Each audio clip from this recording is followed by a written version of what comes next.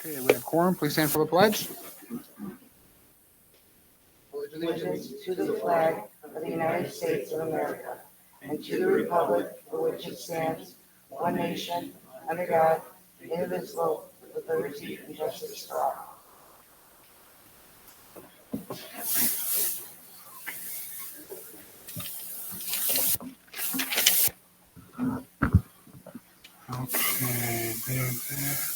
Okay, we'll start with public communication. 3 minutes per speaker. First one up is Amanda Montgomery.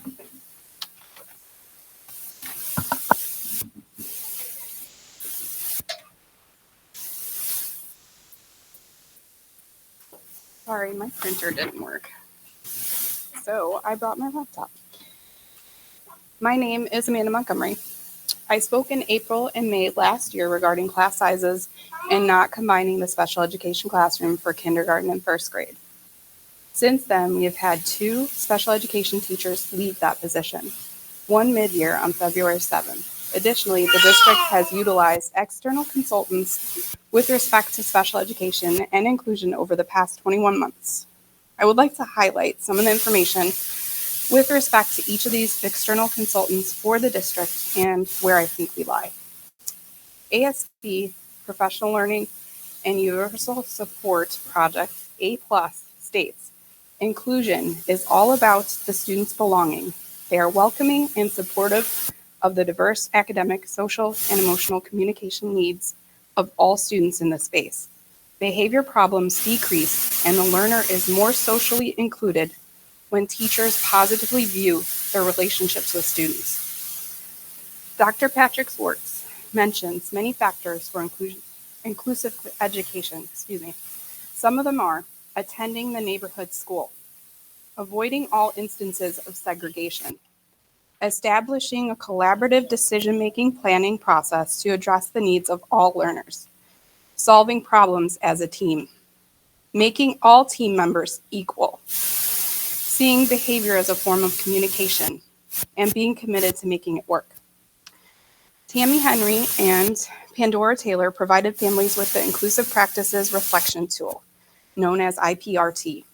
IPRT has several target areas and asks whether the district is in place, partially in place, or not in place for each target. Some highlights of those not in place targets and examples are as follows with respect to our district. Target: School district administrative leadership supports inclusive practices. Not in place. 2 systems of education are maintained where students are labeled, sorted, and separated to meet educational needs. Target: School has a vision and philosophy statement that all students can learn and belong in the mainstream of school and community life. Not in place. Inclusion is an activity for some students rather than a commitment to all students. Students with IEPs. Target: Students with IEPs attend the school setting they would attend if they did not have a disability. Not in place. Students are bused or sent to other schools based on the need for special education services. Target: Partnerships exist with parents to ensure collaboration on implementation of effective inclusion practices. Not in place. Feedback from families is not sought consistently. Feedback from families is usually in response to complaints. Target: Parents visit classrooms and observe so they can participate.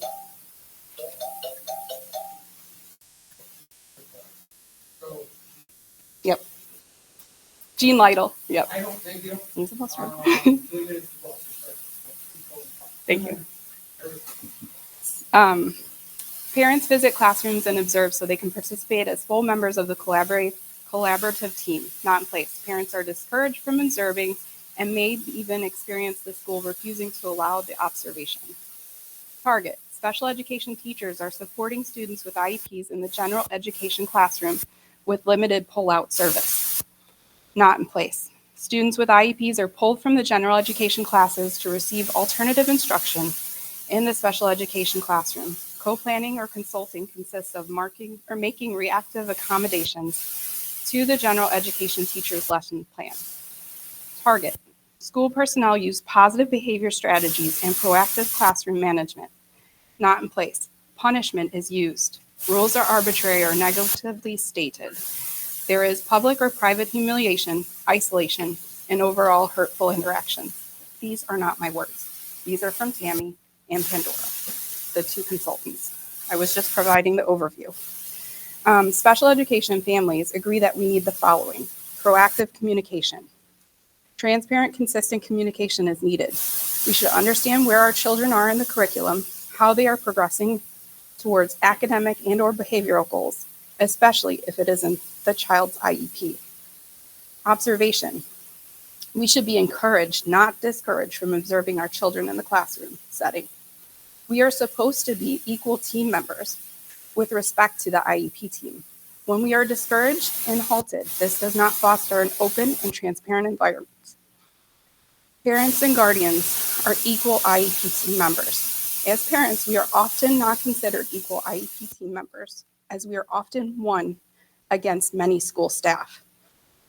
In IEP meetings, consensus should occur, not majority voting, as this will always place the parent as an unequal member, as they are only one vote compared to the many school personnel. Transparency. Special education laws are confusing and difficult to understand. The school should not prey on parents or guardians not understanding or knowing the procedural safeguards and laws to the detriment of the student. And I will leave you with this quote, and possibly consider where we are at with our IEP kids or 504 kids. Not everything that is faced can be changed, but nothing can be changed until it is faced. That's by James Baldwin.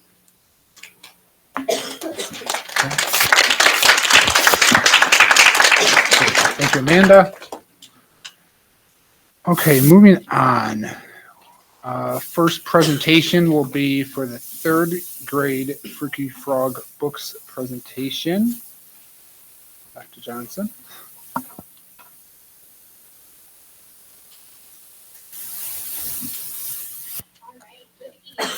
We have 5 fantastic third graders here tonight to showcase their Module 2 performance task from our ELA program, EL Education. In Module 2, all of our third graders learned and used literacy skills to become experts, so people who use reading and writing, listening and speaking to build and share deep knowledge about a topic. The module began with students reading poetry and pourquoi tales about kinds of frogs. Cue the frog. About. Very special. Very We'll just special. let her go. Totally awesome event for you. We've been working very, very hard on our Freaky Frog assignments, and we would love to share them with you. So third graders, please come up and join us. You're so totally awesome. Come on. All right, we'll head over here. This is where we practice. So, as I was saying, thank you for your grand entrance. We tried to practice the timing, but it wasn't the best, but that's okay. So, we've got 5 fabulous fourth graders, third graders. In Unit 1, they wrote pourquoi tales about, they asked them the class questions about different things they were wondering about frogs. So their first unit, they wrote a pourquoi tale, which is a narrative or a fiction story that helps answer in a fiction way why something happened. So why we think we're learning about why frogs are slimy tonight from a fiction perspective. In Unit 2, then students researched with nonfiction text to find the real answers to their questions. So we'll hear some informational essays. And then in Unit 3, we had students forming research groups in their classrooms where they researched a different type of freaky frog and the adaptations that frog has to help it survive. And they, again, wrote some informational essays as well as created a freaky frog trading card. So we'll learn a little bit about that as well. Okay, so first up, we have Noah from Mrs. Jane's class, and he is going to be sharing his pourquoi narrative from Unit 1. His story is answering a why question in narrative form. Can you tell us what your why question is? Why are frogs slimy? Long, long ago, there was a frog named Fred and a rabbit named Ethan. Fred was relaxing in a swamp, looking at snail slime. Ethan was eating a carrot. Fred is the kindest frog in the land. Ethan is very brave, and the little snail is very chill. Suddenly, when Fred was napping, Ethan accidentally dropped a piece of carrot, and he was going to pick it up, but a snake slithered out of the rocks. Ethan shouted, "Fred!" Fred woke up. "The snake wants to eat you." Fred screamed, "Help! Help!" He jumped out of the water frantically. Ethan threw a carrot at the snake. The snake got a little distracted, but still tried to eat Fred. The snake tried, but missed, and Fred landed in the snail slime. The snake didn't want to eat Fred because he was so slimy. The snake slithered away, and Fred was safe. He jumped in excitement. Point is, friendship is a sweet thing to have, and if you have friends, they will always be by your side. Fred taught the other frogs to protect themselves using snail slime. So, this explains why frogs are slimy. I'm going to take yours. Can I have your book, please? All right, I will pass around each child's book. So this, at the end, the teachers work with the students to put together all of their writing from the module. So you'll be able to see all of the writing pieces that each student wrote. Next up, we have Owen from Mrs. Tabor's class. He's going to be sharing his informational writing that is written to educate readers about frogs. Come on up.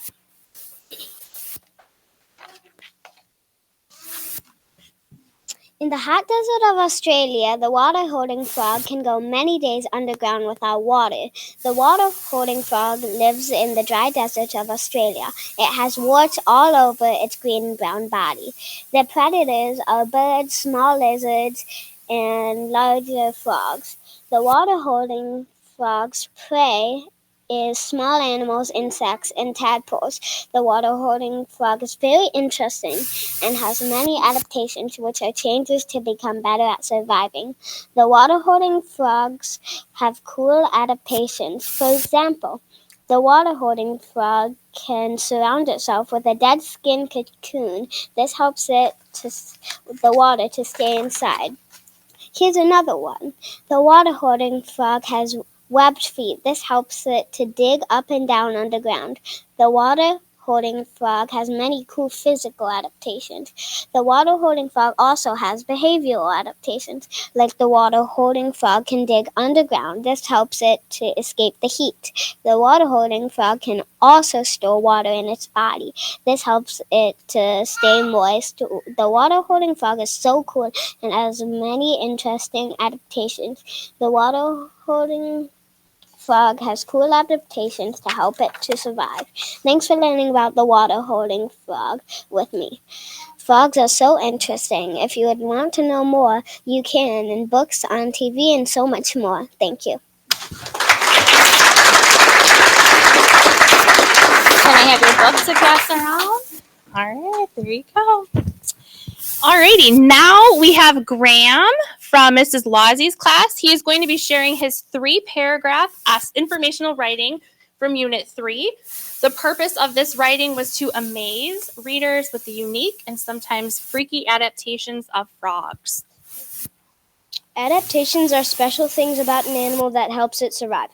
Adaptations are different based on where the animal lives. The adaptations frogs have help them survive. Tree frogs live in the rainforest. Its adaptation is long, sticky fingers. Its adaptation helps it climb trees to get away from predators. Also, the glass frog lives in the rainforest canopy. Its adaptation is a see-through body. This helps it to trick predators. The Amazon horned frog lives in the Amazon. It has big, fleshy horns above its eyes. This helps them blend in with the leaves on the rainforest floor. Last, the water-holding frog lives in Australia. It absorbs water into its body in the rainy season. It uses the water it absorbed as drinking water during the dry season to stay hydrated. These are some of the adaptations that frogs have to help them survive.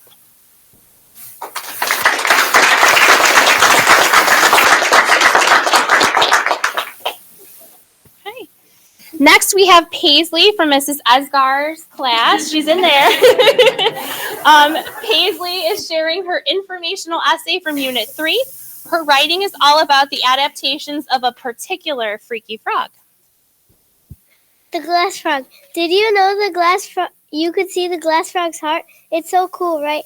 Glass frogs live in the rainforest in Central and South America and in the countries like Costa Rica. Most glass frogs live high in the rainforest canopy. Glass frogs have transparent skin on their bellies and clear green on the top. You could even see their bones, blood, stomach, and heart.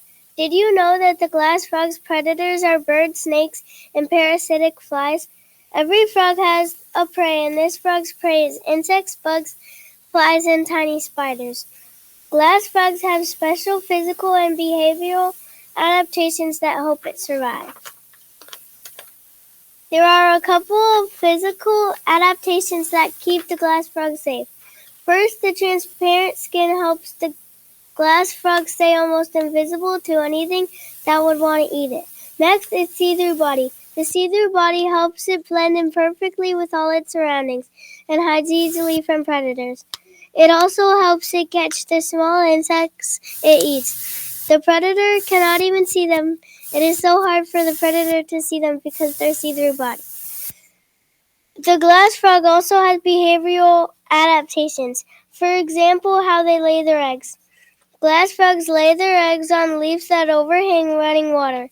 Then the male frog stands guard and protects the eggs from parasitic flies. Glass frogs also do something amazing to keep their eggs safe. They lay their eggs on the underside of a leaf so the egg can't be seen. The leaf is above a stream, so when the eggs hatch, the tadpoles drop right into the water.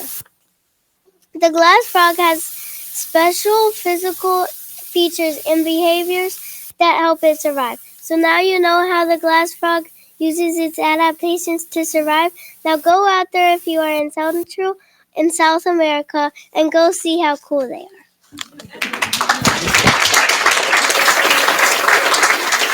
Nice job. And lastly, we have Olivia from Mrs. Barr's class. She is sharing her Freaky Frog trading card that she created in Unit 3. The front side of the trading card includes a detailed scientific illustration of a freaky frog she chose, as well as some basic facts about the frog that she collected through research. And then the back side of the card includes scores for the frog for different features, including color, camouflage, size. And the point is they could use the Freaky Frog trading cards to play like a trading game, kind of like Pokemon. All right, you ready? Okay, tell us which frog you chose. I chose the Amazon horn frog. And are there any facts you'd like to share? I'd like to share that it can grow to the size of a small dinner plate. Small size of a small dinner plate. Okay, any other facts? This frog has a very huge mouth. And we'll kind of show the front so everyone can see her scientific drawing. How did you learn to draw that so nicely? I used the guide to help me draw it. And then do you want to flip to the back for us? Okay, so you scored it on 4 different characteristics. So tell us about color. For its color, this frog has different colors. The female horned frog has tan skin, and the male has different shades of green skin. Okay, and what score did you give color? I gave it a 2. Okay, and that was 0 through 5, correct? Yeah. Okay. Size? This frog is huge. He can grow up to the size of a small mini dinner plate. Okay, and what score did you give size? I gave it a 5. 5, yeah, because the dinner plate's pretty big. All right, poison? This frog has no poison. No poison, so you gave it a 0. All right. And last, you have camouflage. The Amazon horned frog is very good at hiding, Okay. so I gave it a 4. 4. All right, and we can show what the back looks like. Want to hold that? Okay. All right, nice job. Put that in there.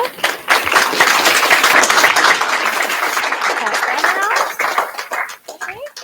And then I want to say thank you to our teachers that are here. They spent a whole quarter learning about frogs in all different ways. clearly one has turned into a frog, but I don't know if there's anything you want to add on.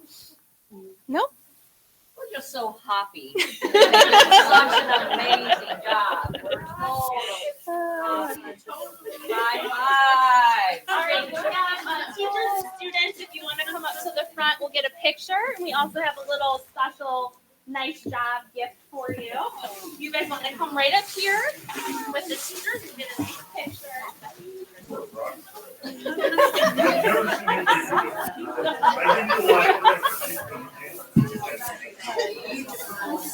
All right, so maybe like right up here.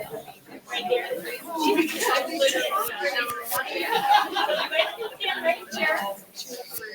You want to come and pass out their presents and then we'll get a picture. So Mr. Bush, our board president, will give a little gift to each of you.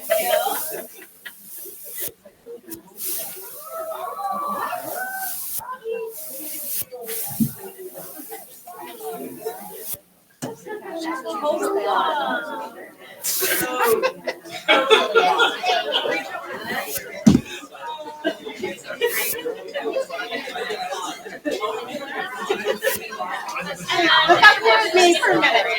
Third grade, look up at me for just a minute. Ready, 3, 2, 1.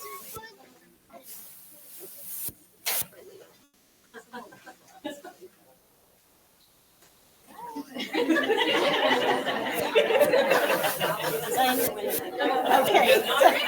Everyone got a picture? All right, awesome job, third grade. Nice job, third grade.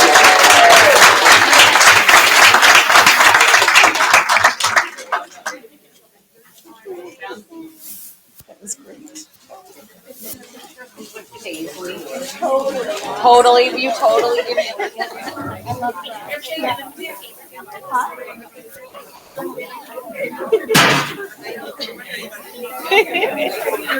Aw.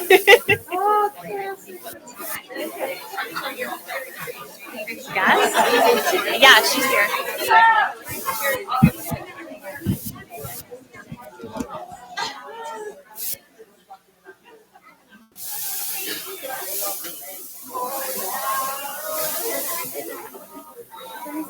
Okay.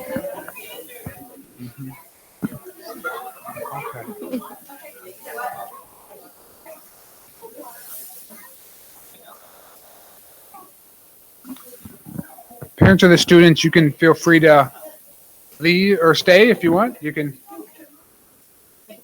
Usually they depart.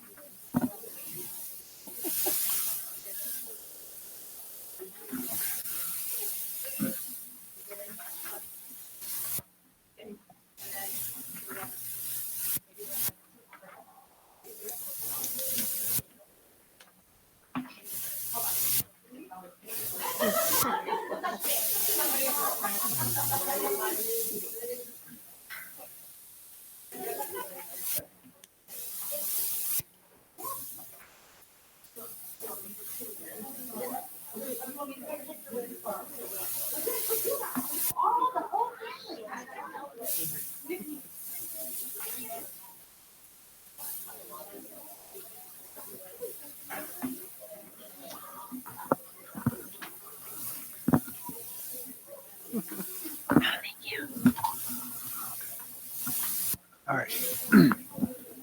Okay. Tough to compete with the frog. Yeah, Frog. I know. I don't know how we're going to beat that moving forward. Okay, so Dr. Johnson, you have one more presentation. Well, I don't personally have a presentation, but we do have a teacher here representing our English language learner department who is sharing some information with as a teacher presentation with the Board of Education about the department's work. So we have Mrs. Esther Dare. I don't know how I can possibly talk to third graders. So.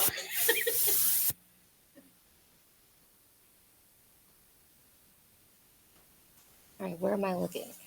Okay, I'm gonna look there. I just put together a little presentation based on ELL. I am one of the team members on the ELL team. I started this presentation with a quote that says, "It's amazing what we can accomplish when we are in it together." I actually pulled that quote from our t-shirts that we were given at the beginning of the year. So it's kind of our beginning of the year motto. I also hear Dr. Rolanitis say it a lot during our staff meetings, and it really does resonate. So the ELL team is comprised of 3 teachers, one at each building. Mrs. Courtney Schindler, she is at MES. She currently services 34 students every day using a pull-out and push-in model. She goes into every grade level during their ELA block. Miss Nisreen Al-Takridi, she is over at MIS. She currently services 17 students through a co-teaching model. The 4th graders are serviced during their 90-minute ELA block in the morning, and then the 5th graders are serviced in the afternoon. Me, Esther Dare. I co-teach alongside the 6th, 7th, and 8th grade ELA teachers at MJHS. I am new to that building this year. I currently see 30 students. And aside from the regular ELA time, I also pull aside, especially like a lot of our newcomers for like social English speaking during their advisory hours. We do it about 2, sometimes 3 times weekly, depending on what's happening during advisory. As ELL teachers, we work alongside the classroom teachers to distinguish the language acquisition skills of our ELL students. And also we support the skills that the students are learning during their ELA classes. Mokena has a multitude of languages, including Arabic, Spanish, Polish, and various Asian languages. So kind of just wanted to give a glimpse into ELL because no one really, unless you like live it, you don't really know what it is. So again, going back to that quote about all of us working together, one of the 8th grade teachers, she's new this year as well. Her name is Mallory Tahako. She joined alongside the curriculum coach, Jessica Mazinski, and they began a coaching cycle, and they wanted to do more, just incorporate the study skill lessons, you know, that we're supposed to be giving, but also kind of make it a little bit more meaningful to the students. So they came up with a Shark Tank lesson, and the lesson was to focus around Greek and Latin root words and affixes and suffixes, which really doesn't sound very exciting. So, but the Shark Tank lesson was really fun because the students were able to show their comprehension of those root words to create a product that was meaningful and possibly lucrative. So 2 of my students, our students I should say, the girl on the left is Iman Dawadi. She is a newcomer. She was new to the district this year. And Valeria Varela, she came 2 years to the district. They created what they titled the Transvocagram. And the Transvocagram is actually a pen that translates as you write. And this is so meaningful, especially to English language learners, because writing is the very last component in language acquisition. And I can tell you, as someone who writes in different languages, it is so hard. It's so hard to do with conjugations and vowels and past tense and present tense, all that stuff. It is really difficult. So when I saw that they created this pen, I would totally buy into it if, you know, I was a shark. But I just love that they not only were able to demonstrate that they understood the root words, that they made it so meaningful to them as well. Access, always a great time of the year. We just finished access testing. Access is our yearly state assessment that measures English language proficiency. The students are tiered according to their grade level, and also their proficiency levels. So as of right now, all the kids take it every year. In order for you to be considered English language proficient, you have to score at a 4.8, which leaves you right in between the 4 and the 5, more towards the 5 in that bridging area. Once students receive that as an overall composite score, they are exited from the ELL program, but we just don't leave them out there. We, as ELL teachers, keep them on like a consult or what we call a progress monitor stage for about 2 years. And that's when we talk to other teachers to make sure that the students are still thriving in the classroom without our one-on-one support. Again, there's that quote, "It's amazing what we can accomplish when we are in it together."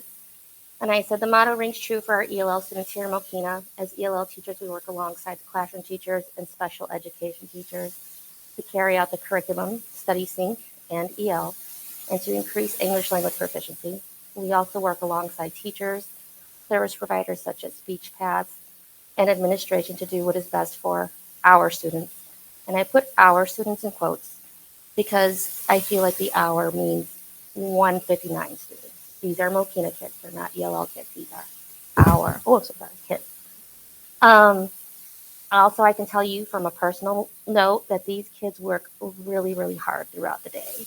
They're excited to learn new languages and they're excited to acquire new skills. They're just really happy to be here and they love making new friends. So I'm really happy to be part of the ELL team this year. I really enjoy working with my students and I really enjoy being at the middle school. And that's it.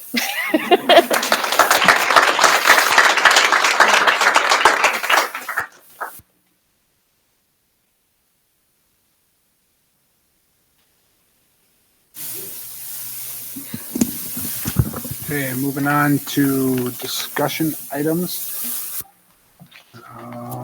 First one is bus drivers. So I know Mr. Stein has provided us with a memo. We had a couple buses that had to bus routes get canceled this past month. I think everybody's aware there's, bus driver shortages, not just in Mokena, but across, the state, even in Indiana, where my niece and nephew, they have big bus sign, just like Lincoln Way does. So, wanting bus drivers, high demand. So if anyone knows a bus driver or anyone willing to drive a bus, please let us know. We will gladly take them. So, the administration is working on, potential solutions. One of those was potentially to bring maintenance workers in-house, and one of the requirements would be that they would be required to get their CDL, correct? On that, so that would give us the ability to have backup bus drivers on that. So from a discussion standpoint, I asked, the board for any kind of feedback or so we could be prepared. I didn't receive feedback other than Jim saying he got questions answered to the board. So not sure if we're in a position to really do a discussion at this point, but I'll leave it up to the board to decide what we want to do. In all fairness, we set the policy. They carry it out. And the questions I asked Dr. Shaw were merely if we were going to have our support personnel possibly be backup drivers, what can we do to help them be successful? Such as, some type of GPS device in there to help them know the route, to help them know the students getting off and on. And those were really more Terry's ideas. I'm just trying to think, what can we do to help people that don't do it every day be more confident? And I asked those questions, and Terry was kind enough to give us those answers. And I know it's a work in progress, but quite honestly, you guys are the ones carrying that out. And whether we're talking about transportation or other things, you guys are the boots on the ground. You see it every day. And as we're trying to make everything a little bit better, you got back to me, and that was great. So thank you.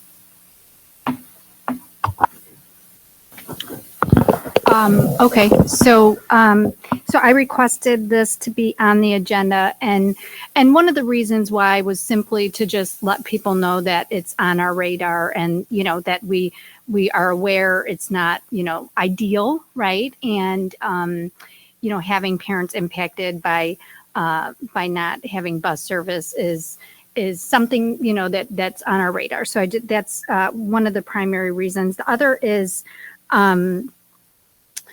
yeah, there's a lot of kind of moving pieces, but I just wanted to, the administration had suggested at some point a couple months ago, potentially doing like a sign-on bonus. And then, a couple months before that, the board had approved healthcare for bus drivers as a method potentially to attract and retain bus drivers. So I just wanted to get this out on the radar and see from the administration, do you need anything from the board at this point for kind of coming up with some recommendations? I see that the transportation salaries are, an information item on our agenda today, and the recommended increase is a 5% increase. So I'm just kind of like, okay, are we still going to work on something separate from that to try to see what we can do for the coverage, for the staffing?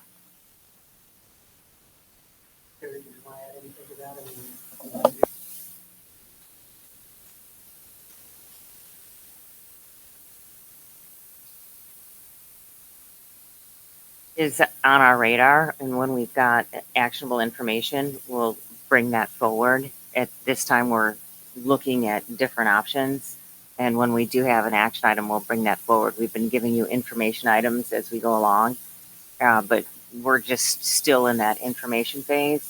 When we get to it becoming an actionable item, it'll show up as an action item since you've already had those information items. Sorry, I don't want to put you on the spot. Just so we know where we stand, how many bus drivers are we down right now? Do you know that, or? We have 10 routes, and we have 10 drivers and a transportation coordinator that steps in when we're down one driver. But it's like when one person is sick, two people are sick, and it just happens to have happened that way to us, where we'd like to have 2 full-time subs on staff. And historically, we have had, not in the recent history, but historically, Mokena had 2 sub drivers that were on staff.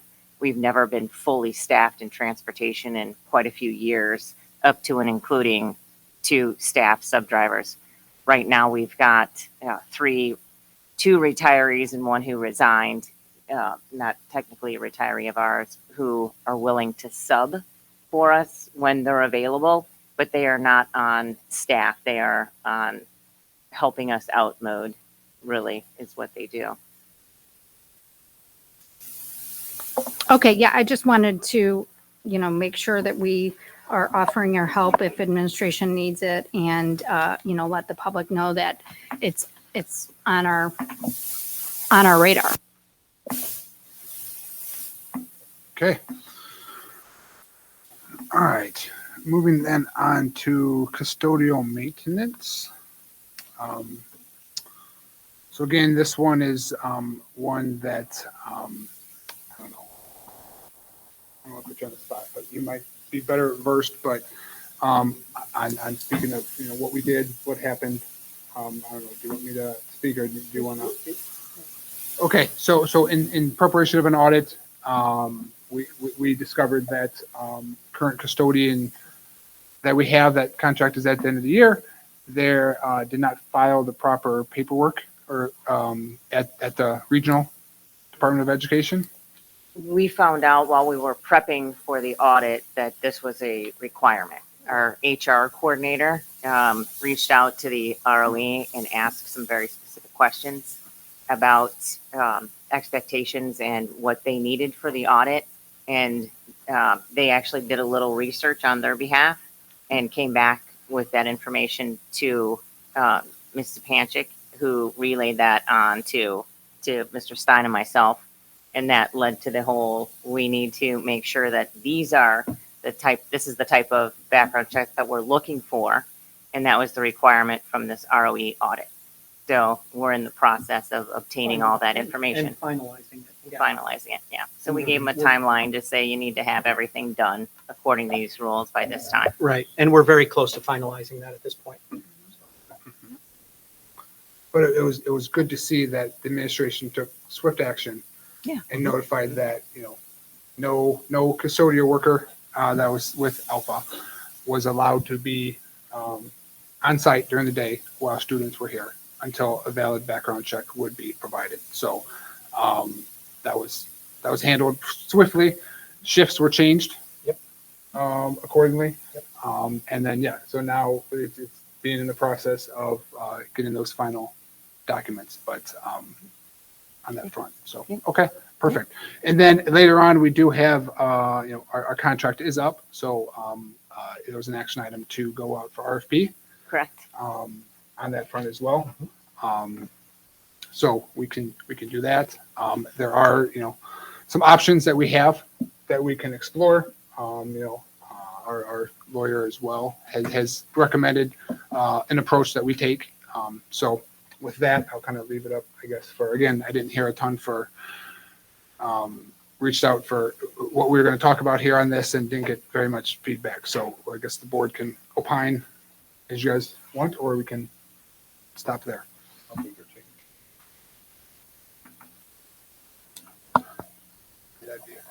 Best I can. Okay. Any comments, thoughts? Yep, I have a couple, and I had requested this action item, so thank you guys for adding this.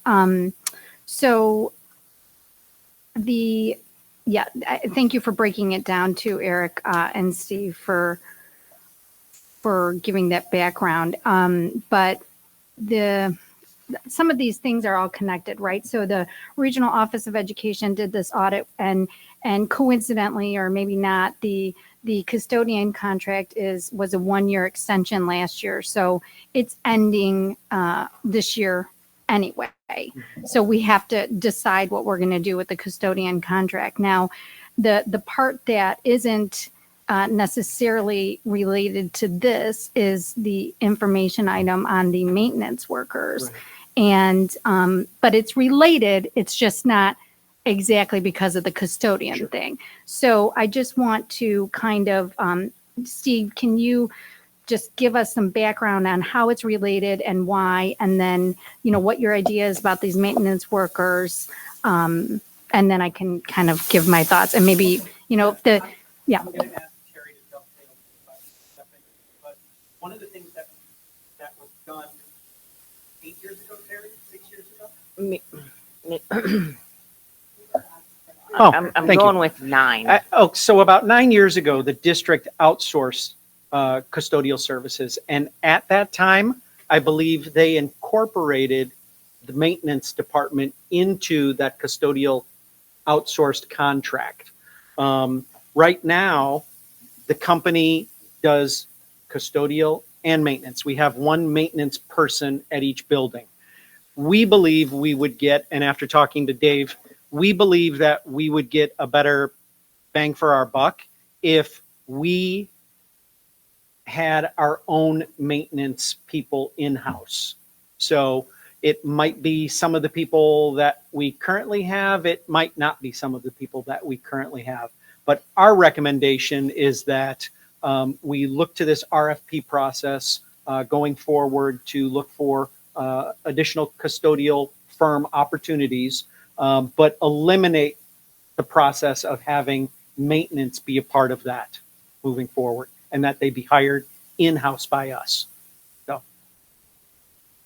So I guess the only potential, where I'm kind of like, okay, so if we go to RFP for the custodian, it's assuming that the board approves the maintenance being cleaved off into not incorporating that into the RFP. I think that's fair. So, and I think that, we all agreed that during this time in an interim position, where we are before our new superintendent comes on, that, big decisions, big changes were kind of not the way that we would want to go. And we would kind of just try to keep things steady, but then leave it to the new hire superintendent to make any large decision changes. And I'm in alignment with that. I think that this is a bigger decision to cleave off this maintenance and basically reverse part of what we did 9 years ago. And, what we decided 9 years ago was custodian and maintenance is going outsourced. And it just seems like kind of a rush thing to say right now in a 1 month period of time, we're going to decide to not do that again, and kind of decide differently. So if I can interject there, I know this is probably the first that we've brought it as an action item to the board with job description. Fair statement. Mr. Stein, Mr. Ron, our Director of Building and Grounds, myself, we've been talking about this for months as a couple things. One, we felt like we could, as Mr. Stein said, get more bang for our buck by having our staff internal. And second, we also talked about how this could help alleviate some of the busing drivers issues. So we've been talking about it internally for months. And I understand that this is the first time that we've brought it to the board. So that is a fair statement. And I would hope that, I know I'm here for 1 year and I appreciate that fact. But I would hope that Mr. Gurney would also take the advice from Terry and Dave to say, we've thought about this a lot and we think this is the best way to go. So, yeah. And this is not any kind of indication of indictment or I get it. Yeah. So one of the things our attorney suggested in his advice here, he said that, and this is what was done 9 years ago, was my impression, was that there's a committee that does an examination of the pros and cons of outsourcing versus in-house, because it is a bigger deal, right? So we want to make sure that we have all the costs associated. I would be interested in here. You guys have already gone through this exercise, but at this point, I don't have all that kind of background information.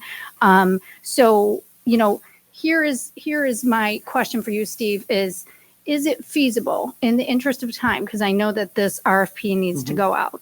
Could we keep Alpha on for the maintenance portion of their contract for another year to allow for the new superintendent and potentially a superintendent's committee, which was what our attorney suggested? Could we just have Alpha continue? Because we'll have the same people, right? So they just keep going. We go and cleave off the custodian contract, go to RFP for a custodian contract. So do an amendment for 1 more year with Alpha? Right, just for the maintenance piece. Oh, just for the maintenance. And then go to RFP for the custodian piece. Yeah. So that everything for maintenance can remain steady, and it gives us a year to do this committee where we're examining the pros and cons. And I can see Dr. Shaw chomping at the bit here. So Well, part of what we feel would benefit the district by bringing some of the staff, the maintenance crew in-house, is that we have had some turnover issue, and we do believe that we would alleviate some of that turnover issue by having our own staff. So that's one. And I'm going to come back to busing as a second. So that's the second one. And as far as taking a look at pros and cons, we can start that committee with pros and cons of custodial while at the same point in time issuing the RFP. So we can walk down both those paths at the same time. We'll issue the RFP, we can form that committee and start having those conversations in that custodial services only. I can say right now from our conversations and where I'm going to land and where our Director of Building and Grounds are going to land is that we feel very strongly that having our maintenance crew in-house is going to be to the best of the district, not just with maintenance and grounds, but also to be able to support transportation while we're working toward finding a full staff of subs. Well, that sounds like the people that are most involved in the situation have consensus on forward action. The three of us do. And you're the ones that deal with it more than anybody. Yeah, thank you. And between the financial aspect, having the right people in the district, and also if we can have them cross-trained for the buses, it sounds like that could be a win. At the same time, they can figure out what to do with custodians moving forward. I'm okay with Steve's idea. I think a dual purpose role like that makes sense, and they see it far more than we do, and I support that idea. So I think my concern is that 9 years ago, we went through this process, and it's my impression this was a very, very big deal, right? There was a lot of, there was newspaper articles on it and stuff, and the decision was made that we were going to outsource. And so I'm nervous, and I think that was based on financial is my impression. So I'm just nervous that we are doing this quickly and we, there's not a lot of time to meet, to really evaluate all these aspects. And potentially this could buy us another year to do that with our new superintendent. So if I could just butt in really quick. I thought about this a lot for the last few days, and I would think that our best route is to go ahead and form a committee right away to start discussing this now and make the decision, as you had said, almost tandemly, because it seems like we've got more pros than cons if we were to go down this road. But obviously, it's not something we can decide today. So I would suggest we just form this committee now and start looking at it right away. And as long as I'm on a roll here, I would suggest it be with two people that we have on this board with plenty of experience in this particular situation with our district, as well as in general with this theme. So I'm just going to go ahead and go straight into it and think that I think Lisa should be the chair and Anna, or not the chair, I'm sorry, Lisa and Anna should be our two, though, that are on the superintendent committee, since they have the history and the background for it.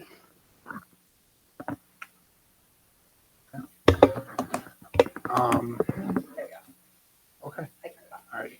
So just for the general public's knowledge, so what the recommendation from our lawyer was that we form a superintendent's committee with two board members, superintendent, our business manager, and director of buildings and grounds. Possibly consider adding some teachers as well, some staff, maybe some principals to that committee as well, and get that committee started as soon as possible for that thing. So just so everyone has the same information that we had. It was a very brief email from our, that pretty much said that that's what he would recommend to pursue this, as we pursue different options that we have. With that, I guess we have a motion on the floor. No, we're in discussion right now. Okay. I would like to empower you to think about this idea. And then if those two people would like to be the board representatives, they're going to be the board members. Well, I think we do need to get it going. So I think why we're going to waste a year? Let's get this moving and let's get our people in. I trust our administration that they can get this together. So what am I hearing? I'm hearing the board is empowering Mr. Stein to create this committee. Is that what the board is saying? Thank you. Do you have any questions? I do not. Nope. I will sit down with Terry and Dave and we'll put a skeleton around this and we will get that out to you. Thank you for that. By Friday. So just for clarity, we're going to have a superintendent committee, and that committee is going to be charged with evaluating pros and cons of the in-house maintenance workers, right? We're not talking about custodian I workers. don't think so. I think that in-house is too specific. I think it's much broader. They're going to look at all of our options, not just bring it in-house to say, because we have an RFP coming up. So we have a contract. So we've gotten some bids already, right? Proposals. So I think that just to say that it's in-house versus not in-house, I think is not too specific, right? They're going to look at it more holistically and come up with a recommendation for the board to take action on relatively quickly. Yes. Okay. On that So front. I would like to throw my name in the hat to serve on this committee. I've not served on any committee yet, and I would be interested to give some value add. I have negotiated a lot of contracts, and I'm a financial person that evaluates pros and cons and costs and analysis all the time. So I would ask the board consider that I serve on this committee. Thank you. Anything else? Okay. If you have any questions, I'm sure you'll let the board know, or if I'm 4 minutes. Okay. Sure. All righty, moving on. Information reports, Finance Committee update. Mrs. Zelinski. Okay, so the Finance Committee, there's no updates because we haven't had a meeting, but we will be having a meeting on March 10th at 7 p.m. We'll be going over the 5-year financial projections, Fund 21 report, capital plan, and student fees. Our architects and engineers will be presenting that night. Got anything to add, Dr. Shaw? No?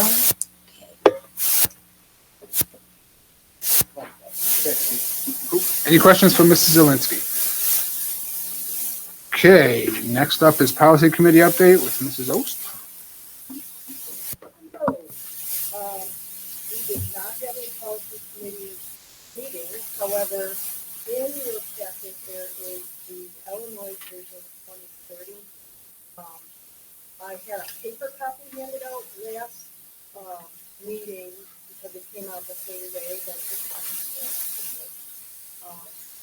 This one, I'm going to have to read some of it because it doesn't do a lot other than support some concepts that are much more broadly discussed within the document that it references. But it's a collaboration of many different associations, students, principals, and the school board across the state. And the 3 prongs that they're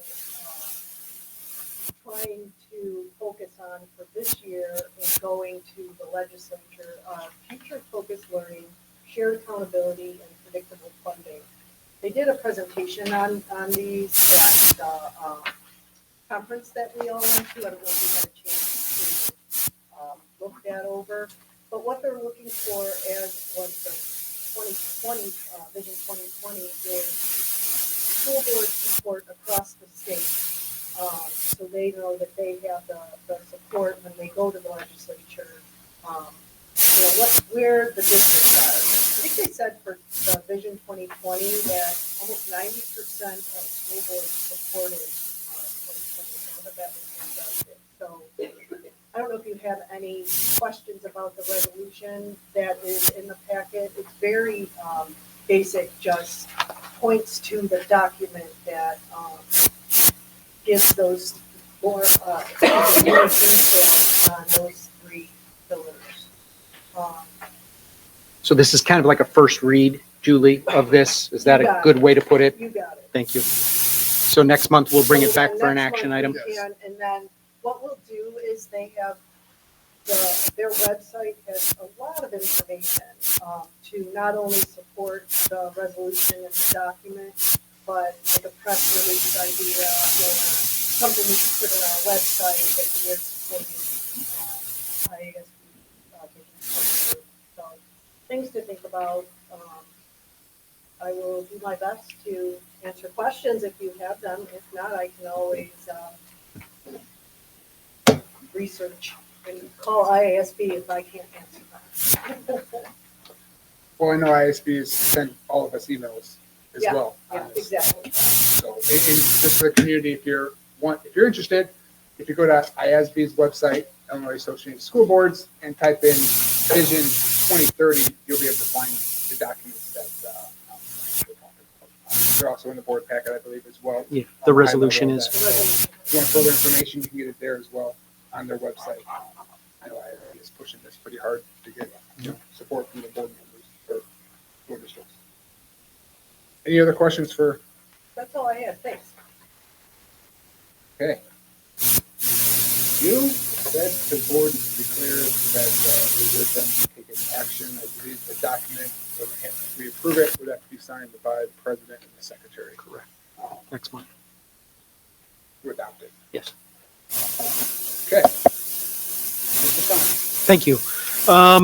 in your packet, there's a few things that I have there. One is I'm just bringing this for informational purposes. I would like the board to consider the possibility of purchasing something known as Clear software to allow the district to conduct more detailed residency verifications. Right now, we do residency verifications, but we don't have anything to go beyond proving residency other than the documents that people bring in. Utilizing this Clear software would help us do that. I have listed some information for you there in the board packet of some local school districts, somewhat local school districts that use it. When I was talking to the representative from Clear, I believe there are 177 school districts in the state of Illinois that use this software to verify residency within their community. So, I think it's something that we should look at. We could have one user in the district. It's not without its expense, I'll grant you that. It's about $14,000 annually. That's a flat rate. There's no additional fees to it. And that assumes a 3-year commitment. So again, I just put it on there for information item for you. If you would like some more specific information prior to that, please let me know. I could even contact somebody from Clear Software if you would like a presentation on the software. I'm sure they can arrange that as well. But it's something that I would look to try to get in place before next year. I'm so sorry I did not send my questions in first, but I don't know why I didn't see this first. There's a per month breakdown on here. Is it only annual or can we do a per month? It's annual, and these numbers that you see is based on a 3-year commitment. Okay, so it has to be, It's an it has to be it's an annual. annual Okay. purchase. Yeah. And I think it's helpful because it was for me, because everything comes with a cost, and this can be a little shocking, like you're checking residency. But I think it would be helpful to share that the estimates that we came back with, I think last time, were almost 20, potentially 20, and the cost of a student 16. So Yeah, when you look at it from that perspective, he estimates based on his assumptions where our location is, the size of our school district. There could be anywhere between 15 and 20 students in our school district that don't have residency within the school district. And when you start calculating that out, that the average cost of a student in the district, I don't know what our per capita tuition charge is, Terry, like about $14,000 a year. That all of a sudden doesn't make that $13,000 annual number look so out of line. So thank you. That's a good point. And you also shared with me that word gets out that you're using this type of software, and it helps potentially curb that. So I thought there were some points that were worth noting, because obviously we don't want to spend frivolously, but I thought it was worth noting a couple things for that expense. Absolutely. And there are local districts that use this, correct? Yes. Well, Orland uses it, and then District 230 uses it. I believe there's going to be another local district that's going to be using it very soon. I'm not sure that that's a done deal yet, though. But I believe you're right. And I believe Wheeling 21 uses? I don't think, No, Bob, use it? no. Okay. But like I said, the representative said there were 177 school districts in the state that currently use it. It's a powerful piece of software. It gives you kind of a percent concept of whether or not these students live at that address. And then once you get to a certain cutoff point and you make that determination, if it's below 75% chance that they live there, then you start asking for additional information for people to prove their residency. So we're running everybody. You would through. run everybody. Okay. Yep. And then once you've run everybody, then you just run the new people once they come in. Okay. And just Steve, can you just, for a point, the board back in November or December of last year, we approved, this was in 2023, I'm sorry, over a year ago. We had an action item. We approved a different vendor to be performing this service for us. It was an action. It was approved. To my knowledge, a contract was signed. Maybe that's a bad assumption, but I'm just concerned. I trust that you looked at, like, if the contract wasn't given, that's one thing. If it was given, we can terminate it. That was like a private investigative service, and there was a contract signed, but it wasn't implemented. It wasn't utilized. There were no bills paid out from it. Okay. So there's nothing the board needs to do to negate the action that we've already. Okay. Got it. Thank you. The other issue there, I have a couple of job descriptions there that I would like you to consider. One is MJHS Assistant Principal job description, which has some updates to it, as well as, and I apologize, I didn't actually write it in my report, but there's also an HR job description there that includes sort of a change in status there for our HR coordinator, and to change her title to HR director. That title change, I would also ask that it change her insurance coverage as well. And again, you're not voting on this tonight. I just have it on there for informational purposes. Mr. Munch is going to be starting the process of looking for an assistant principal at the end of this month.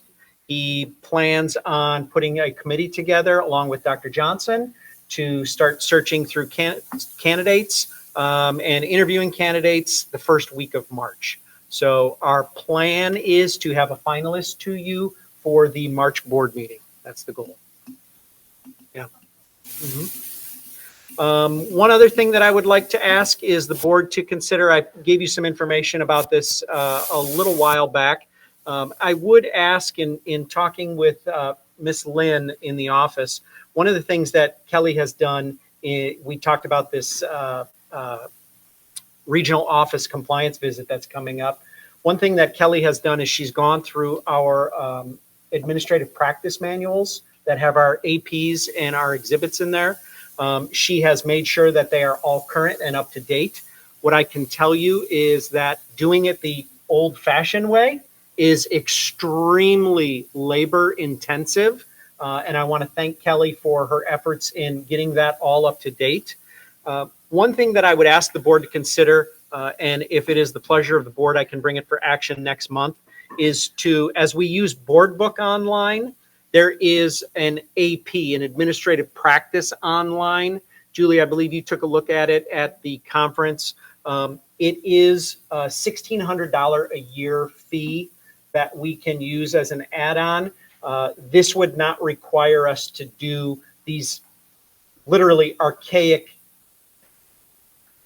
handmade changes and put them in a binder, which is literally what we're still doing. There's nothing wrong with that practice. It's accurate, but you just have to keep up with it. And it's very difficult when press comes out with a packet that's 230 pages long and there's 45 new administrative practices in there. It literally can get lost in the shuffle. So I'm not only asking for myself, I'm asking for Miss Lynn, and it will give the administrators the ability to access that online as well. So if it is the pleasure of the board, I can bring that next month as an action item. There is some legwork that we have to do, that Kelly and I will have to do. We have to, I think, put all the documents, we have to upload them and turn them into Word files. And I don't know why it's so cumbersome, but you would think things wouldn't be that difficult in 2025. But once it's done, it will be a wonderful thing. So. And then the press policies then are automatically updated going forward? Well, the APs will be. Is that your understanding, Kelly? Yeah. That's a whole other thing that we do subscribe to that as well. So. Yeah. Two different things. Which I don't know that I don't think we need to go there.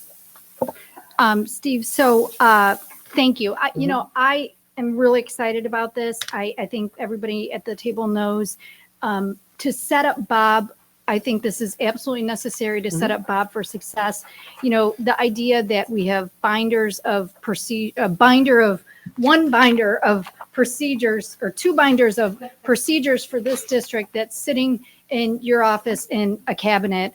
You know, though these need to be accessible not only by the administrators, but you know, it would be useful, I think, for even the Board of Education to just kind of understand what happens, how it happens, if Sure. that's appropriate. If it's not Sure. appropriate, Right, then right. I understand that. But I fully support that, and I thank you for recognizing that, and thank you for your work in doing this. I can imagine what that It was very looks like. tedious.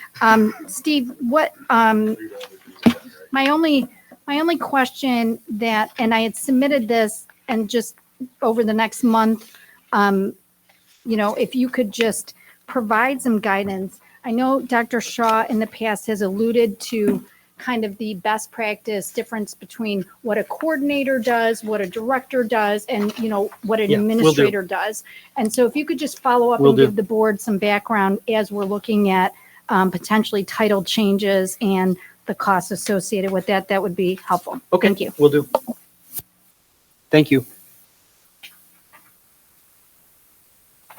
Any other questions for Dr. Mr. Stein?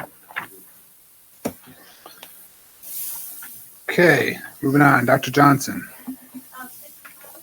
A report this month, I provided an overview of the professional learning that took place at our February early release day. I also gave a little bit of an overview on our student spotlight, but you already heard that earlier in the meeting.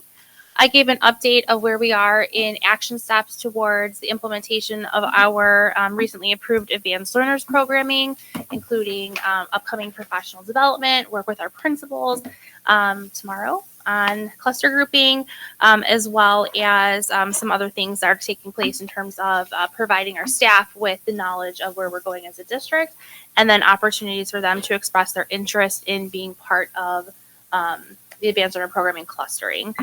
I provided an update for you regarding where we are in our piloting of our junior high tier 1 social emotional learning curriculum, as well as an update of where we are in our piloting of the kindergarten through 5th grade social studies curriculum programming as well. Per the board's request, I did provide an update regarding this past month's articulation with the high school. We focused on ELA. So several members of our ELA department from the junior high went over to Lincoln Way Central, where they had an opportunity to observe in classrooms, talk with teachers. I did ask Mr. Martinez to provide a little description of what that articulation time looked like together. So it was really great to see that the high school provided us some really great feedback about the quality of student writing, especially that our students are showing as they go into their freshman year at the high school. Mr. Martinez was especially excited to come back and say that they're actually probably going to increase what they do freshman year because we're sending students so much higher, you know, than we have in the past. So that's really, really good feedback and good news to hear that not only is our data showing us that, but we're also hearing that then from the high school teachers as well. I provided you the little screen clipping from our district assessment calendar. Now is the time, as Mrs. Dare mentioned, kicking off with Access, that our state assessments happen. So we have Access that just wrapped up. We have the Illinois Assessment of Readiness that's about to begin in March, as well as the Illinois Science Assessment, DLM, and the Illinois Physical Fitness Assessment. So those will be sprinkled in here from now to the end of the school year. I provided a couple little celebrations too towards the end of my report. We did have several teachers and an instructional coach come over from Manhattan Junior High to observe in some of our math classrooms at the junior high school to see Eureka Squared in action. They're considering adopting it, and so I appreciate the teachers who opened up their classrooms and their time with the teachers from Manhattan. And then we had another staff member have an article published recently. Our ELL specialist at MIS, Miss Eltek Reedy, had an article published of how she utilizes one of our digital subscription softwares to enhance the learning for the ELL students over at MIS. So it's good to see good things being shared about our district and the great work that our staff and students are doing. Hopefully it can inspire others in the field to do the same. Any questions, Dr. Johnson? And the 5 essentials, came out. Yes, that did just, we were waiting We and were waiting and 2 waiting for weeks later or information. 3 weeks later, wasn't it? It's this year, it's about the same time, but we didn't get information till Friday. Almost the day of. Yeah, maybe it was crazy. Monday. So Yeah. we kept like, where is this? Where is this? Where is this? So it did just open up on Tuesday. So when we got information like late Friday night, I think I sent like Steve a text, like talk about them waiting till the last minute. But so that did just open up. We just, got that information. So parents, I did send a letter out via email about the 5 essentials. We posted information about it on social media as well. Information was sent to teachers about their opportunity to fill that out. And then our principals are coordinating that for students, grades 4 through 8. And they'll be sharing information with parents about when that will take place, because parents do have the option to opt their students out, given the district form if they so choose. So they take the survey in school? Yes, students do. Oh, Yes. okay, interesting. Nice. Yes. Okay. Yes. So they can help them or whatever. Yeah. So the students do take it at school. Yep. So that the same letter that I send out, will go out from our principals, just explaining what that looks like. And then there is a form at the bottom if parents don't want their child to take it, that they can send that back in, and then they are not taking it. There is, yes. Mm-hmm. Mm-hmm. Yep. Okay, thank you, Dr. Johnson. Next up is Mrs. Mutt. Good evening, everyone. I have a couple things to update the board on. First off is the regional summit. We previously, as an administrative team, were able to attend this last year. Although I was in a different district, I had the pleasure of joining the team at the regional summit, which was hosted by the Center for Intensive Behavioral Supports. This year, we are partnering with Lincoln Way Special Education Cooperative 843. We are hosting it gratefully at MJH. Let me try that again. MJHS. And that is going to be focusing on the Illinois State Board of Education's rules and regulations regarding restraint and timeout.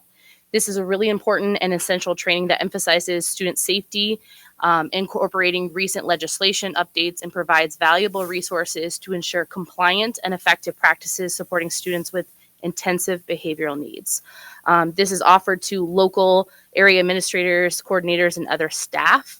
And they'll gain critical insights for best practices, legal considerations, and strategies to foster a safe and supportive learning environment. We have enough seats for 70 different individuals to join us.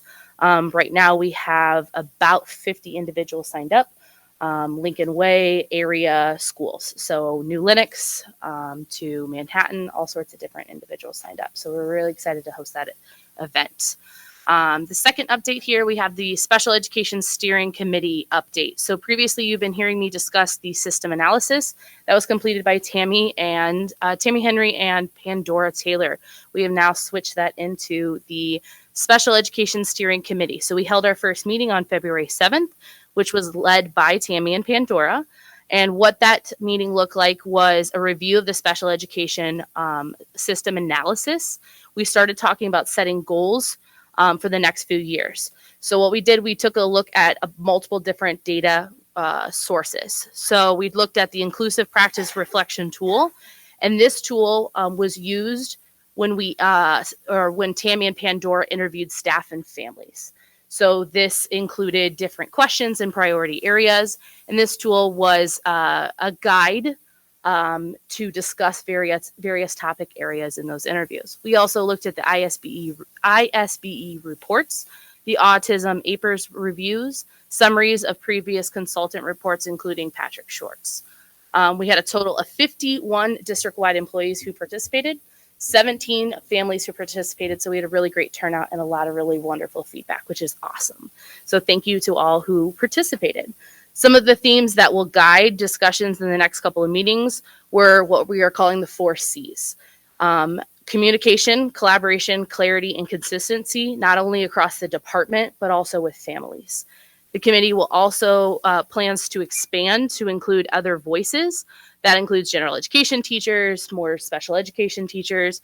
We'd like to continue to expand this committee to make for sure all voices are heard, including families as we continue to involve more and more members. I'm going to skip the Special Olympics section here because I have some cards for you that are sitting in front of you. The last section, I always include a student services shout out.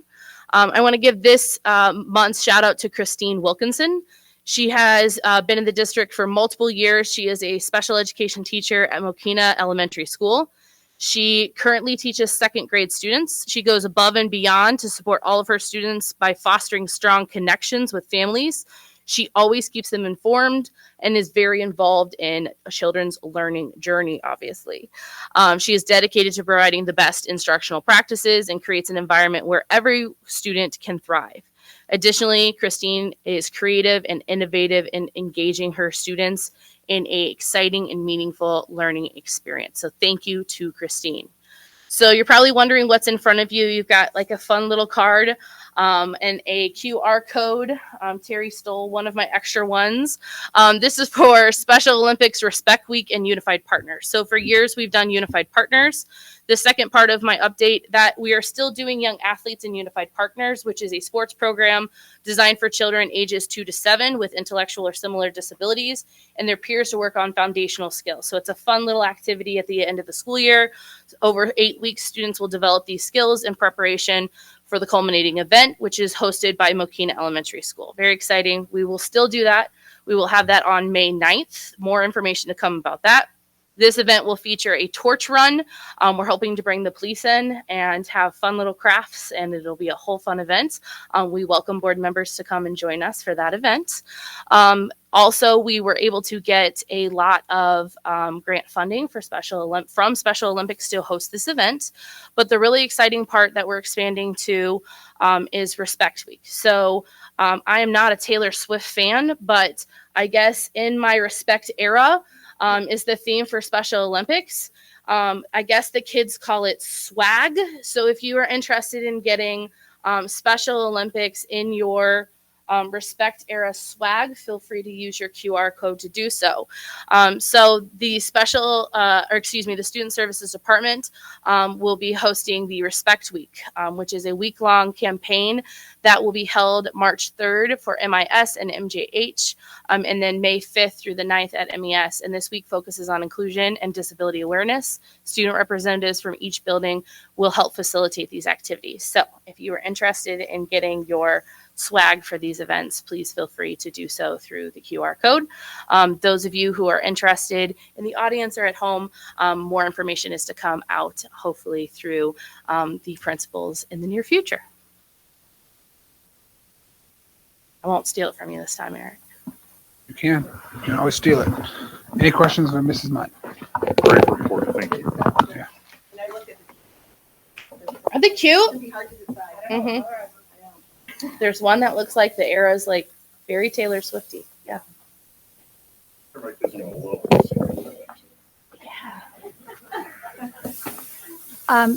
Ms. Munn, Yes. and this is more of a question as related to our student services department. You know, there's a lot of I think nervous energy in the community and the country, really, with what is potentially coming down the pike with the Department of Education. And from my impression, it seems that the special services of a public school district is particularly at point of focus potentially, or at risk. I don't know how to say that. I'm not claiming to know anything about this, but I am concerned, and I want to see what we could possibly do to be proactive. One of the things that I had asked Steve to do, which I think is on our website, but to lay out for the board what federal funding are we getting, where are we getting it from, and what is it for, kind of the state of federal funding. We get some of that in Terry Shaw's annual financial reports, but just give us kind of an update of where we stand now. And then I had made the suggestion we, not a lot of time, but potentially consult with John Fester to see if he has any knowledge of anything, any advice. And I'm not talking about spending a lot of district money on it, but, at least see what his impression or idea is. So I guess Steve, I think that you probably need the board to give you some direction on this. Is that what we can do? Hey, guys, let's be clear. Worrying may give you something to do, but we're going to make sure these kids are taken care of. We're going to start right there. Second, federal money is a very small portion of our overall budget. The idea that we're going to let our most valuable and vulnerable children suffer one way or the other, not going to happen. So before we start spending attorney money, which I don't think we should do yet, to opine on things nobody knows about, we need to be mindful of what we have. We already have a budget. We know what's coming in from the Fed. We know what's coming in on everything else. The kids are going to be fine, but right now you have no clear direction, and I don't know how much time you want to dictate to just blatant speculation driven by news reports. We're going to make sure these kids are taken care of, but in all fairness, our local taxpayers support our district. That's where most of our money comes from. We get a little bit from the state, smaller amounts from the Fed. We are going to make sure our most vulnerable kids are taken care of. I think I can say that pretty freely because we do it.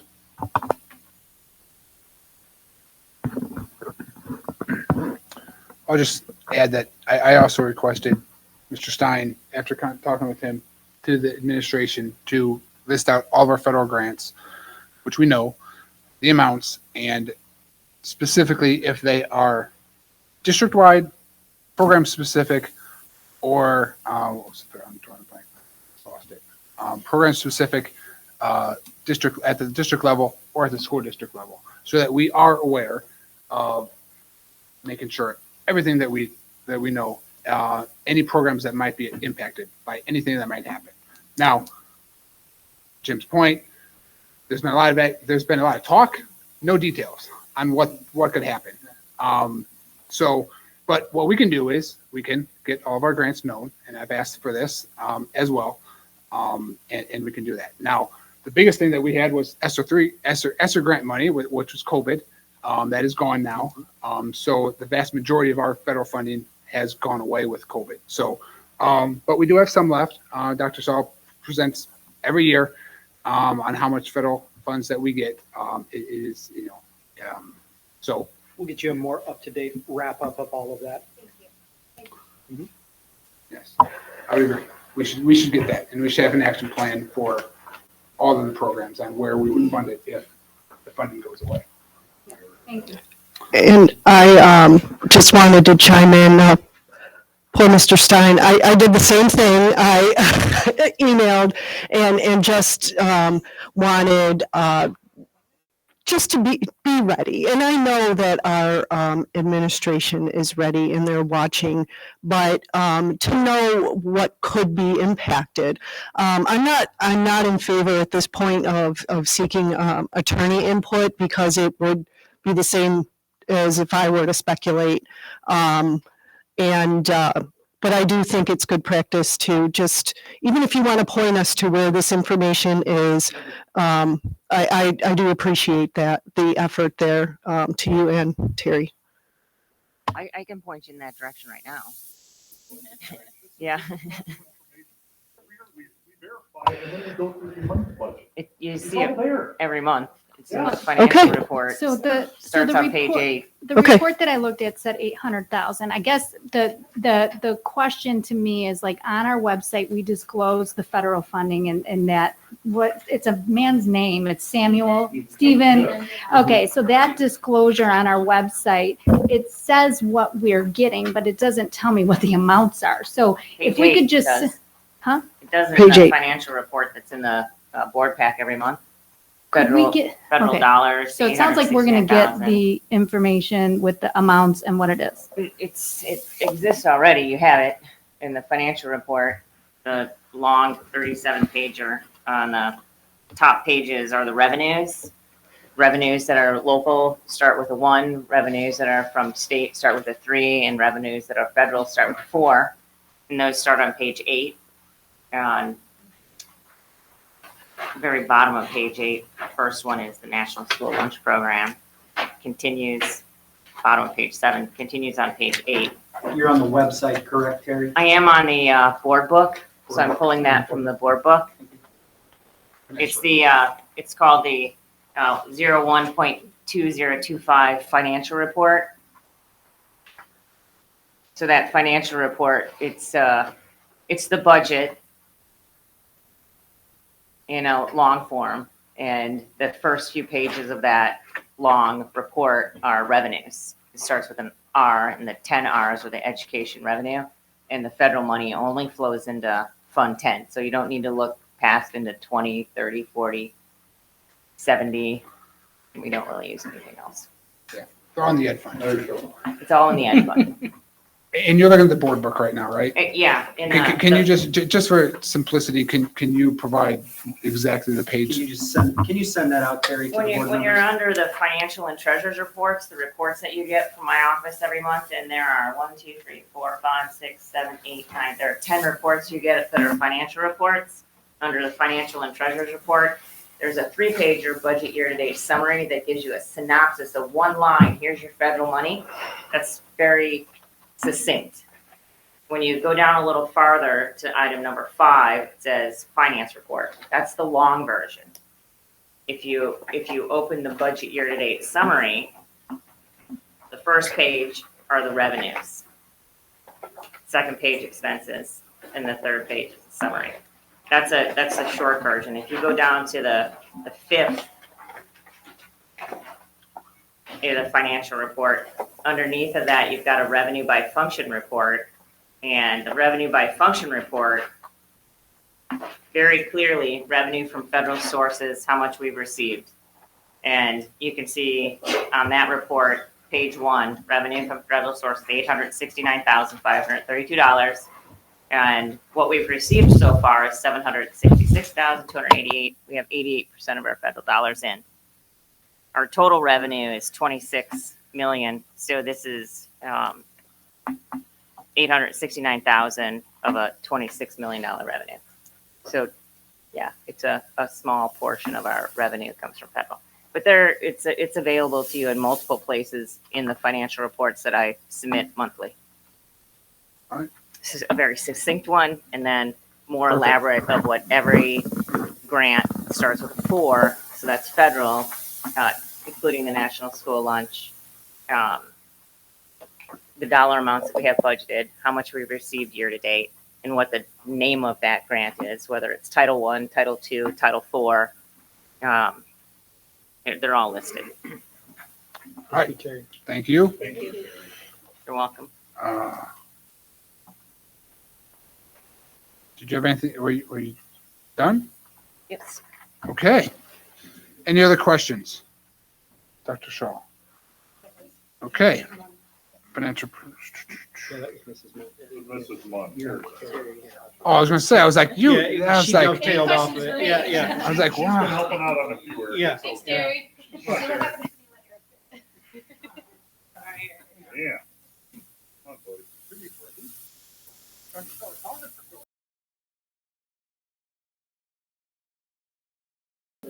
Yeah, okay, all right, so, any other questions? Okay, now, Dr. Shaw, you have your official spot on. Thank you. And so we usually don't look a lot at the financial reports. So I was very excited. We actually got to open. There's 10 of them you get every month. So in my board report this month, I'm going to talk first about the information items, which will be action items next month. We've got the fire alarm panel for the bus barn. As we were looking through the scope of the work that we were doing on the fire panels, the bus barn wasn't included in the original scope. So we've got an information item for action next month. It is under the 35,000 bid requirement. So we got a proposal from the contractor that's doing the actual fire panel work for us. We've got the O&M and technology summer helpers. We're looking to get this as an action item next month. So Mrs. Pancha can get them posted and we can get them hired for our summer helpers, for our tech department, and for our O&M department. We have the maintenance staff job descriptions that are in here for an information item with pending action item next month to create those positions so we can the plan to hire.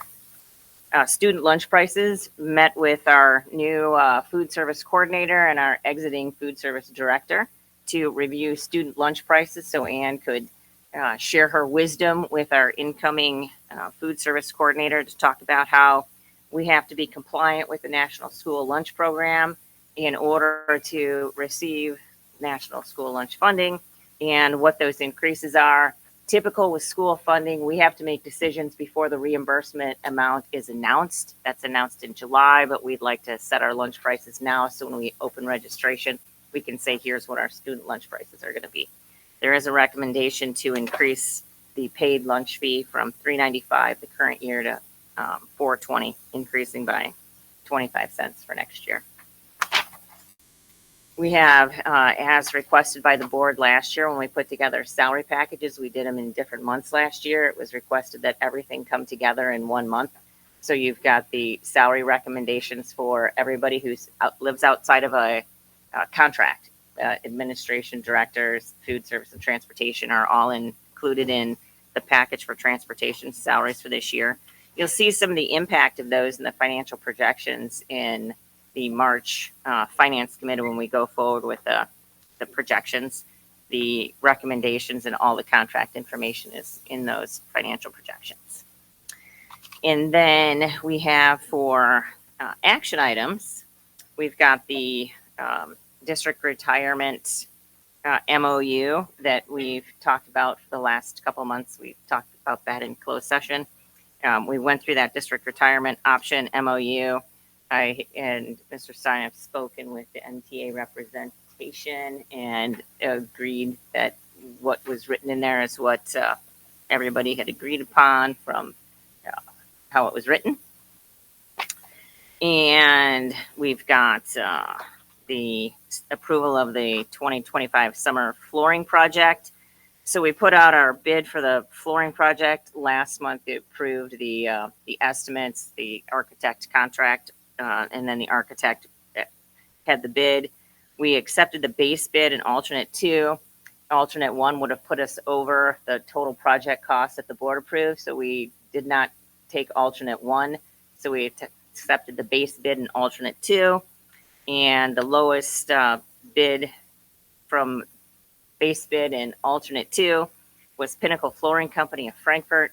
We used Pinnacle 2 years ago, and so we have had good experience with Pinnacle, and we look forward to working with them this summer. So we've got that bid asking the board to approve Pinnacle.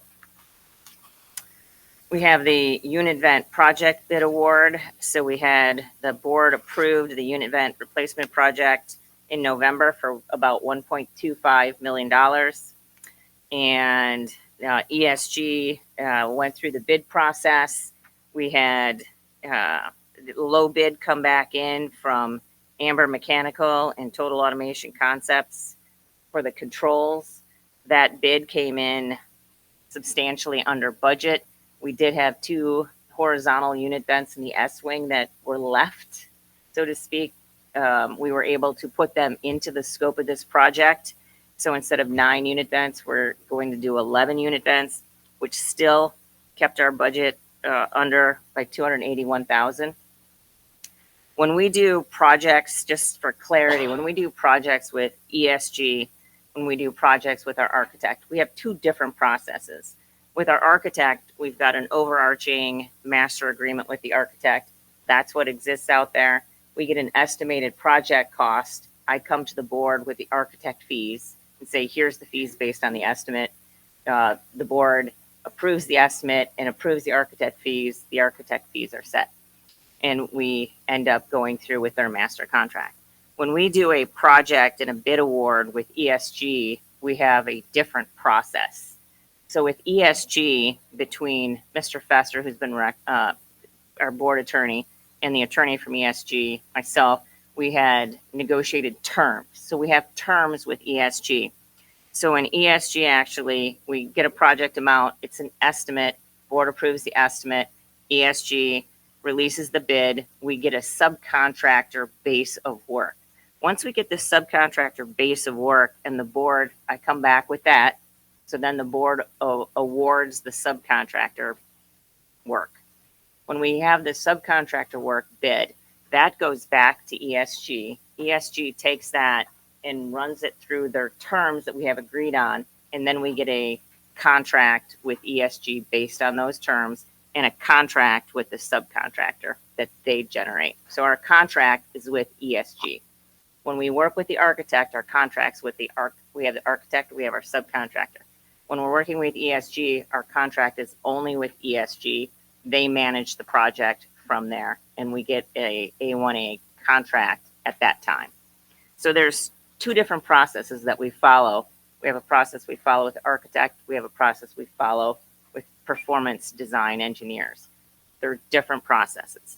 So next month, after the board approves the bid for the Amber Mechanical and Total Automation, we'll get a contract. I'll get a hold of the contract from ESG. We'll run it through John. He'll look at it. I'll sign it, and we're done. So it's two different ways we do these projects. The other project is we have the MIS roof restoration project, which is a third way that we're doing projects. So we're using the cooperative purchasing agreement, which is a Mokena is a member of the National Joint Purchasing Cooperative. We've used TIPS, we used Omni. When we did the playground in the back, we did that playground through the purchasing cooperative. So it is a process that the board has used previously for projects. So with the MIS roof restoration project, we're planning on doing this project with the joint purchasing cooperative in conjunction with the roof manufacturer, or the roof that holds our warranty, their name is Tremco. So we've worked with Tremco since 2007 in Mokena. And so what happens when we use the joint purchasing cooperative, we asked the board to, the information item was around the $900,000. After we did the scans and got the recommendation back from Tremco for these areas, and I'll talk about that in a minute, we are asking for approval not to exceed $600,000 for this part of the roof restoration. And so our next step after we do that is we'll have Tremco ask for proposals from the joint purchasing cooperatives. And Tremco will make a decision. We'll have these three proposals, make a recommendation, then that recommendation will come back to the board.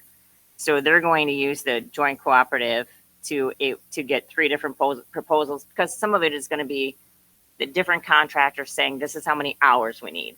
So the hours, the rate for the hours is set because it's part of the co-op, but it's going to be the variation between what companies they've worked with before, how many hours, and then they'll make a recommendation. We'll come back next month with the contract from the contractor who's been vetted through the purchasing cooperative. So this is the plan for the roof restoration. We've had conversations with the architects, the engineers, and this is the decision, how we're going to go forward with that process. So you'd see next month, you would see the contract with the apparent low bidder from the purchasing cooperative recommendation for a contract to complete the work over the summer. Tremco is estimating 3 weeks. So further information on that one is we do have this in front of you, which was the scans, the thermal and nuclear scans done by Tremco on the MES-MIS property. Sure. I asked Lincoln to put it up on the screen because I'm going to talk about it in case there were people in the audience who wanted to see what the roof looked like. So the top page kind of talks about how an infrared survey works. You guys don't have this, but I'll get to that page. How the infrared survey works and what they did. And so the second page that you guys have is just the scan. So I'm not going to, and then the third page is MES. So, and the fourth page is MES. So you guys have all the data of the scan work that was done by Tremco, but I'm going to ask you to look at the last page. So the last page, what you have on here is the top of the line talks about restoration versus replacement and why we decided to go with the restoration versus replacement. So when you look at the very top left of this scan, you see thermograph T-01. So on the very top left, that's what you see that scan. Next to it, in the box next to it, that's the picture of the top of the roof where they actually perform that scan. So you see the black rectangle, that's a patch. So that's a patch on the roof. So there was a puncture in that membrane at some time.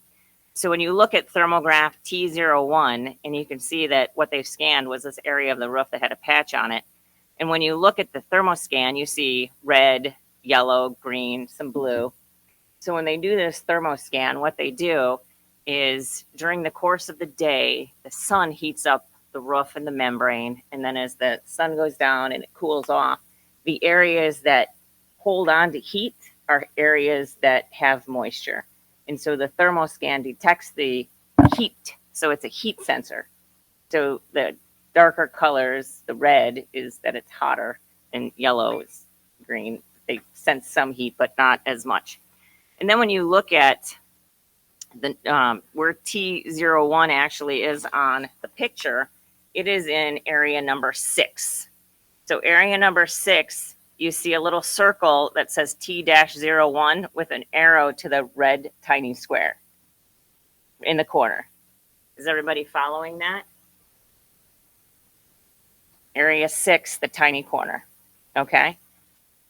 So that is thermo T01, area 6. The next one, thermograph T02, you can see when you look at area 5, the picture, you see in the picture of T02, it's right by where the air handler is on top of MIS. Isn't this fascinating, Dave? Here's your roof. So that's the air handler for, and so then you look and see where T02, and what you see on the picture is that it's a red diagonal slashes on where T02 is, and that's the area in front of the in front of the air handler. When you look at, and there is a lot of red and yellow. That's where a drain is. And so that's where a drain is. So outside that drain, sometimes you end up, whenever there's a penetration on a roof, you have seepage. T03 is right in front of T02, and it is solid red. You see where that's T03. And you can see in the picture, that is also, there's a drain right there, right in front of the air handler door. T04 is in the corner. You can see that it's red up in the corner. When you look at the picture, you can also see the corner of the air handler at area 10 in the picture with T04. Thermograph T05 and T06 are down in the center of area 5, down in the bottom right corner. And you can see that in the picture, there's also a drain there. So now when you take a look at underneath the thermoscans where it says roof section data, on the left it says roof section. So they gave us a couple different looks at this scan when they did the first scan and the second scan, and they had 1s and 2s and A's and B's, and I asked them to be consistent and put numbers and lose the letters. So there's when we're looking at 5, at one point it said section C, but this is going to be 5. We need to align the roof scan from Tremco with how the architects identified them in the capital plan.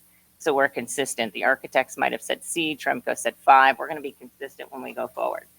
So you can see area 5, which is C, is 22,000 square feet. It had 1,300 wet square foot for 5.96% of that area. Of section 5 had some wet insulation. When we go down to number 6, which is also says 6G, that area is 2,500 square feet, and 35 square feet were wet for 1.39% of that piece of the roof that had some moisture. So the total roof at MIS is 73,000. There was 1,300 wet for 1.87, so less than 2% of that roof had some wet insulation. Now, down underneath that, it says roof section. Underneath roof section, you see C, and then the core cut number, C1. So when you take a look over at section C, which is 5, C1, you can see right in the very corner, if you go in the corner, Lincoln, of where it's the red and white stripes, there's a black triangle, and that is where they took the core sample. So you can see there's a core sample that says C1 in very small print. And so when they took that core sample of C1, and it has a moisture reading, and I'll talk about that in a second, and then the moisture percentage. So on that construction of the roof, On the top of the roof, it's a single ply rubber roof system with coating. The next layer down, there's a 1/2 inch of wood fiber insulation, which is almost like a cork board. And so that's kind of the insulation that's there. And then there's a 4-inch ISO insulation. So it's, the technical name is the poly ISO, but the roofing company calls it the ISO membrane. So that's what I'm going to call it. And then underneath that, there's a metal deck, which is where the structure, where all the supporting structure are. So the metal deck is the bottom of the roof, insulation, wood corkboard, and then a rubber surface. So there's many layers to the roof. And so when we look at what happened in C1, you can see that, you know, as far as the moisture percentage, there's nothing on the top. And then it was 100% through the 1/2 inch wood fiber insulation and 60% penetration in the ISO layer. And that is in the red and white striped section. The bottom section of the roof, G1, G is actually 6. So that's the small section. The small section in the corner, there was a core sample taken. That's G1. So you can see G1, there's a black triangle. Out of that section, this roof is a little bit different. So it has the coating, the rubber ply coating, has the 1/2 inch wood fiber insulation, which had 100% moisture. And then it has 2 1 3/4 inch ISO layers. So the 1 3/4, they're glued on top of each other. And then underneath of that is the metal deck. So the first 1 3/4 inch ISO insulation had 50% moisture. So those were the core samples. So they take those core samples. Those were the thermal scans. On the other areas where you see the grids, so area 4, 1, 2, and 7, those roofs are called ballasted roofs. So the ballasted roofs can't be done with thermal scans. Those needed to be nuclear scans. So the nuclear scans are a different process where they're actually injecting neutrons into the roof, because the ballasted roof has stone across the top of the roof to hold the rubber down. So they can't, because the stone's going to keep the heat, but they can't do thermal scans on ballasted roofs. So the areas that have the small grids, they did scans on those 10 square feet grids and came up with no moisture in the nuclear scans.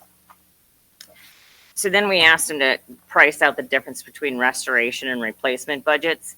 And so we know that it's $30 to $40 a square foot to do a replacement, tear off and replace. And for about half the price with the new technology, we're going to get a 20-year warranty on these areas of the roof. And so the recommendation was for the restoration. And we do know that if we look at sections 5 and 6, that even at the high price of $448 and $48, we are asking for the board to approve $600,000, and this is $500,000. But we also want to have in our proposals for the contractors a contingency in case we open that roof up and there's something else underneath there that needs to be addressed. So that gives us a little bit of contingency with the foreknowledge that if that contingency is not used, that money comes back to the district. It's just contingency money. And at the same point in time, if we get good bids, some of the spots, the few spots that were at MES, there were a couple small spots. We could also put repairs. Tremco is estimating those small spots at about $5,000 to take care of those repairs. So if our bids come back, the scope may be expanded with repairs on the MES roof this summer.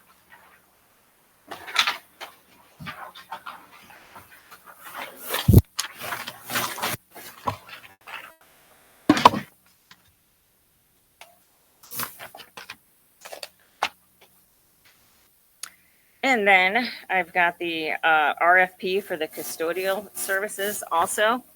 And in that RFP for the custodial services, there's a time frame and a timeline attached to that. So part of that was also having a committee to take a look at the review. And the recommendation is, of course, with myself, the director of building grounds, the superintendent. And when we did this last time, we included 2 building principals. I think Dr. Olenius, you were on that. Was it Mr. Mackey? You too. But anyway, we had 2 building principals and 2 board members on the review team when we went through the custodial RFP. So I am asking for 2 board members to. I think the last time on the custodial, Mrs. Rydell and Mrs. Alinci were on the committee. So it'd be nice to have one of back for that. And another. So anyway, I am asking for a board committee for the custodial RFP. If the board chooses to go forward with the RFP for the custodial services, the timeline is attached. It's a very specific timeline, which has us with an end date at the April 16th board meeting, which would give the new provider 10 weeks to get equipment and hire staff with a July 1st start date.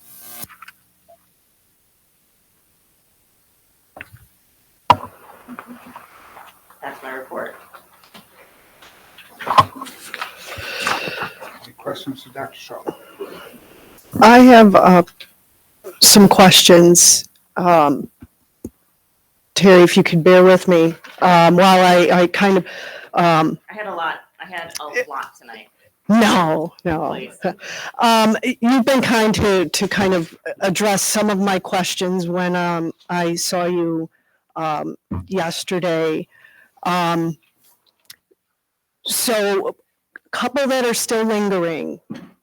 Let's take that section 5, and again, this is about the big picture. Fully understanding that I'm a layman in this process, but I'm a homeowner. I don't have a metal layer, but when I see wet insulation, I get concerned about mold. I know that I talked to you about that. I think it's worth you noting your response on that. We had a couple wet tiles last February, and so we did an air quality test February of 2024, and I have those results very handy. And when we did that air quality test in February of 2024, it came back usual, I think was the word. Was it usual? Usual. They compared what's happening outside to what's happening inside. And inside actually was a little better because air runs through our unit vents and our handlers with a little bit of filtering going on there. We are required to pump in 10% of outside air, so there is going to be any kind of airborne inside the schools at any point in time. And as we saw this, so we know that last year we ran that, but we ran that in a very specialized area. We ran one classroom and then the Learning Resource Center, and there was nothing unusual present. It was all usual. It came back marked normal. We have a second scan being run Friday, because we knew that we saw this and went, well, let's take a look at an air quality test. We did an air quality test 1 year ago. Air quality all came back usual. So we're running a second test this Friday just to see where we're at. We feel pretty confident in our results from last year, and we haven't seen anything different.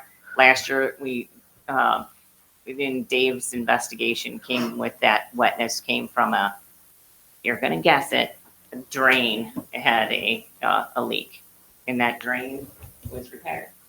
Yeah.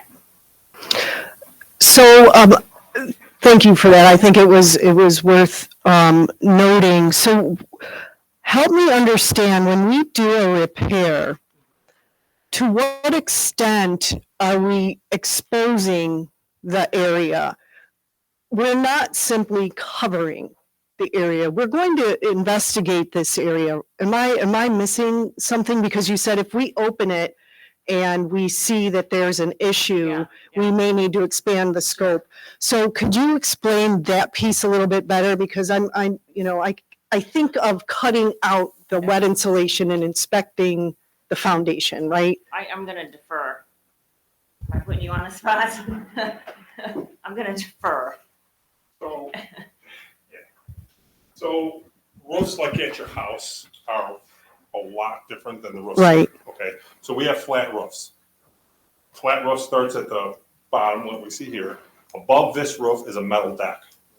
Okay. So the metal deck, and then there's 2 insulation levels, and then a 3rd insulation level, and then the roof membrane. So when you say wet insulation, that doesn't mean it's currently wet. It got wet at one time, but once insulation gets wet, it holds that moisture. So that's what you see on those thermal scans. It holds that heat. So when we replace the roof or restore the roof, those sections that they identified on the thermal scan, they open it up, they open up the membrane, pull that wet insulation out, put dry insulation back in, and then move forward and restore the roof.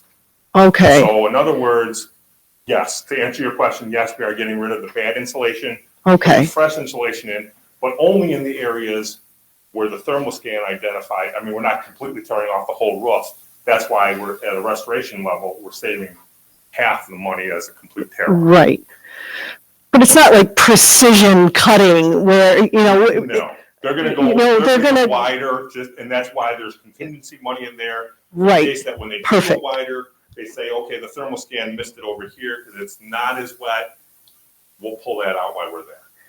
In the areas where there are 6s and 7s around that, do we have any history about the 6s and 7s and 8s and were they, could they be, could we be covering up an issue? I'm not sure what you mean by the 6s, 7s, and 8s. The circles here, that there are levels that are identified. Inside the little circles. Yeah, those are moisture levels that they've identified. So again, are we covering a problem?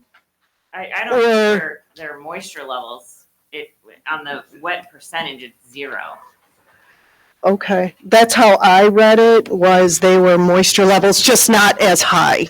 Because if you see the red, it's a much higher number. Circles? Yeah. Green. Right. The black ones are. The black ones are the nuclear scans. That's where the ballasted roof is. So the circles within, let's say number 5, there's a bunch of green circles that say, 7s and 8s and things like that. And I think and I'm not 100% sure, we can check with our roofing contractor, but I believe those are just points for his scan, so that when it comes back in his scan, it's a data point for him. So 7, these are his, and I'm not, like I said, I'm not 100% sure on exactly I don't think so. but they use, and then I think the numbers you're seeing with those numbers, those are moisture levels on the ballasted roof, because that's a nuclear scan. Okay. And that's how they measure the moisture. So the nuclear scan sends a hydrogen These are moisture molecule into there and then brings it back. Yeah, I'm definitely looking at the section 5, and those are moisture readings. I'm sorry, I can't find where I read that. I see where you read it. It's down at the very bottom of the legend. Yeah. Thank you. I'm like staring at it, but I'm not seeing it. Okay. Yeah, moisture reading. So my concern with repair is that we're covering a problem. That's my apprehension. Have we reported many leaks at MIS at all? Do we have places internally that are reporting leaks routinely? We can defer to Mr. McAtee, but we had a couple years ago, and that's when we did the indoor air quality. Okay. And those have since been repaired, and I don't think we've seen anything. We have not had any leaks. No routine leaks, and awesome. Okay. Yeah, and those were roof drains that were leaking. Okay. The seal around the drain where it meets the membrane the seal just wore out. So Sure. as water's running down that drain, it's leaking around the drain. Okay. And comes into the building that way. Okay. But this year with the rain and everything, we have not had a single leak. Okay. That's great. I'm not looking for there to be a problem, believe me. I love saving taxpayer dollars, but I also want to make sure we're not covering a problem. And I appreciate you thinking me through, thinking with me on this, because I was a little apprehensive when I saw moisture levels. But knowing that they're going to replace that. And they generally cut, I don't know what. Wider margins. Yeah, 5 or 10% around the area, just so they can see what's there. Right. Because you never know. I mean, it's a piece of equipment. Right. Okay. And the warranties were the same Exactly. of a replacement versus a repair. Correct. I thought that was quite interesting as Yeah. well, but Because the technology in the restoration product is so advanced is now that- advanced. Okay. Thanks again. I appreciate it. I just have one quick question. Terry, this is not a question. This is just like a suggestion for next time. Is it would be nice to, like, if we're looking at a roof like this, to have it labeled with not necessarily the year that it was built, because that's what we're referencing in the capital improvement plan, 1972 roof, 1994 roof. But the last time something was done to that section of the roof and what was done. And then I know you provided this to the board, but then we can correlate, obviously, if the warranty changes at some point, like having that labeled on these, I think is useful, because that's kind of an outstanding question for me is, well, what's the history on these different sections, and how, are we looking at that? So We are. Dave is in the middle of putting that together right now. Oh, good. Yeah. Thank you. Yeah. Yeah, thank you, Dave.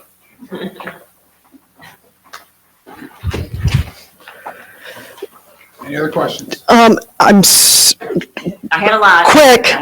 I'm going as quick as possible. Please refresh my memory. I'm pivoting to the vent project. Yep. There are 3 lines for fees for ESG.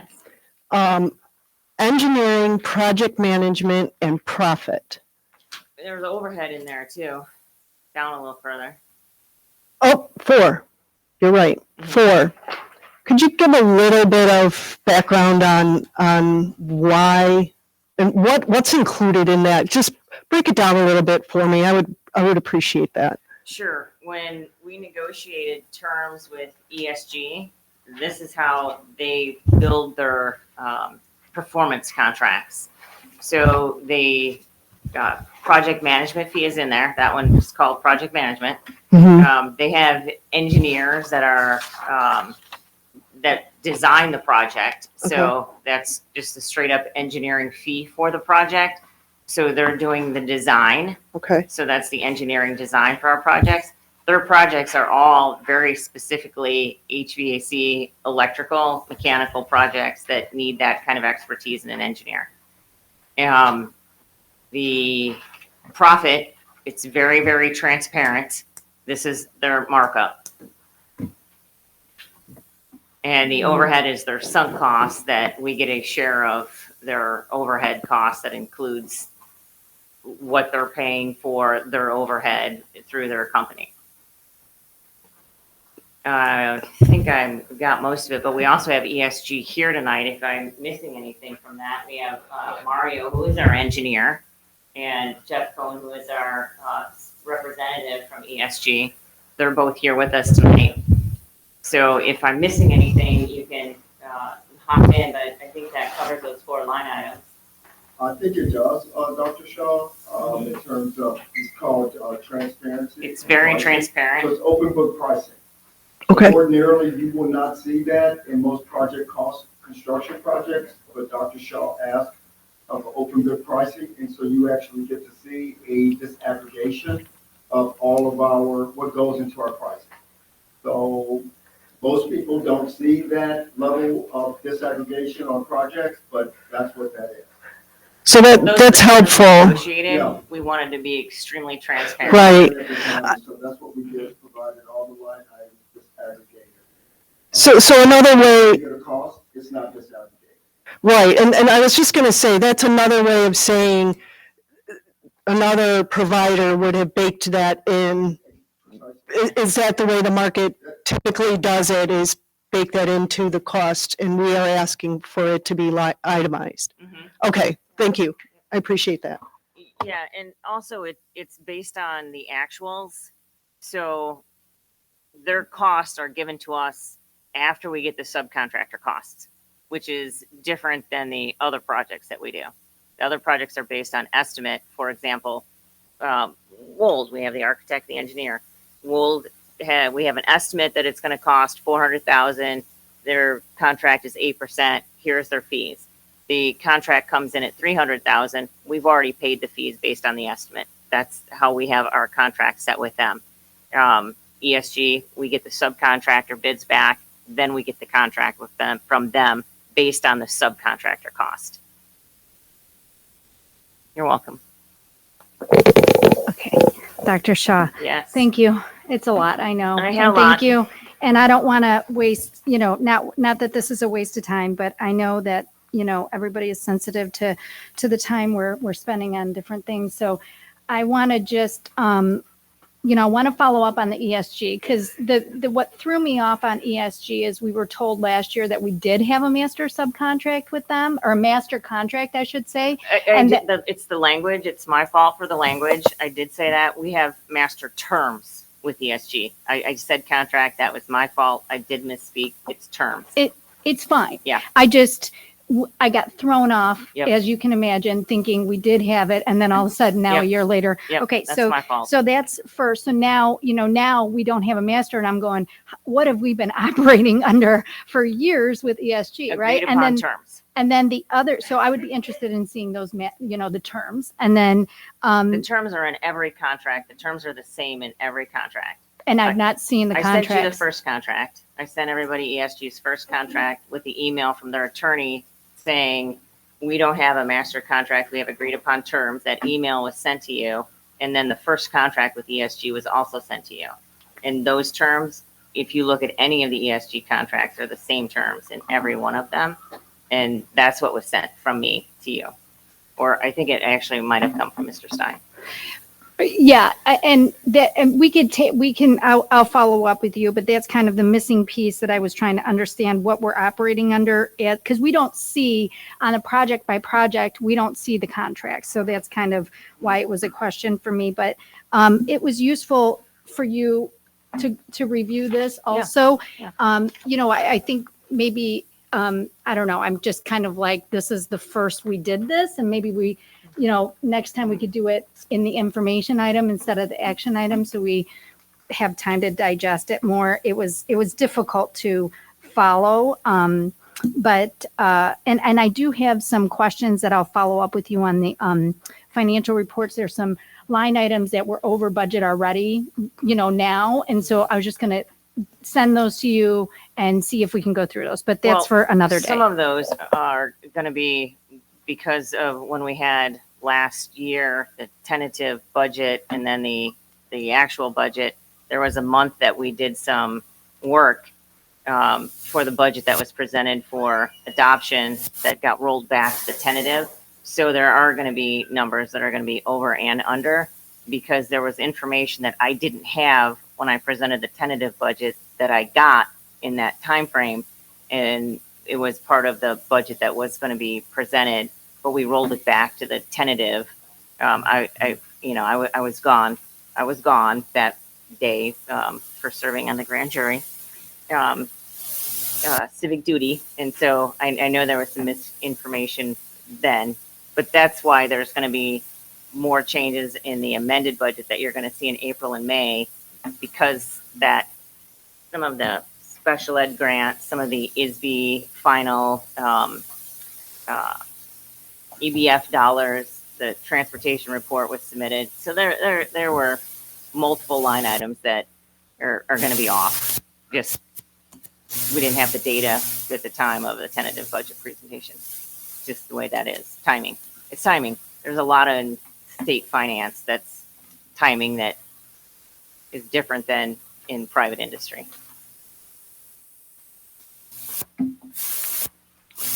Thank you. I'll send those to you, and then that's for the, whenever. Okay. Thank you. Thank you. Any other questions? Okay, thank you. Get a well-deserved drink of water. Mr. Henson's up. Good evening. I have a quick report for you guys. I'll be quick. Just an update from last month about cybersecurity. At the time of when I submitted the report, I reported 30% of our staff completed the training, second half of the training. I checked right before the meeting. We are up to 45%. So almost half of our district staff have completed their second round of cybersecurity training in the first 16 days. I did ask a staff member how they felt, and they said that one of the videos was sort of cheesy, but they were able to explain to me what the video meant, and they retained that information. And to me, that's a win. But they weren't wrong. It's very cheesy. It was very cheesy. The second part of that is what happens when someone fails a phishing attempt. They get what's put into a clicker, what we call clickers.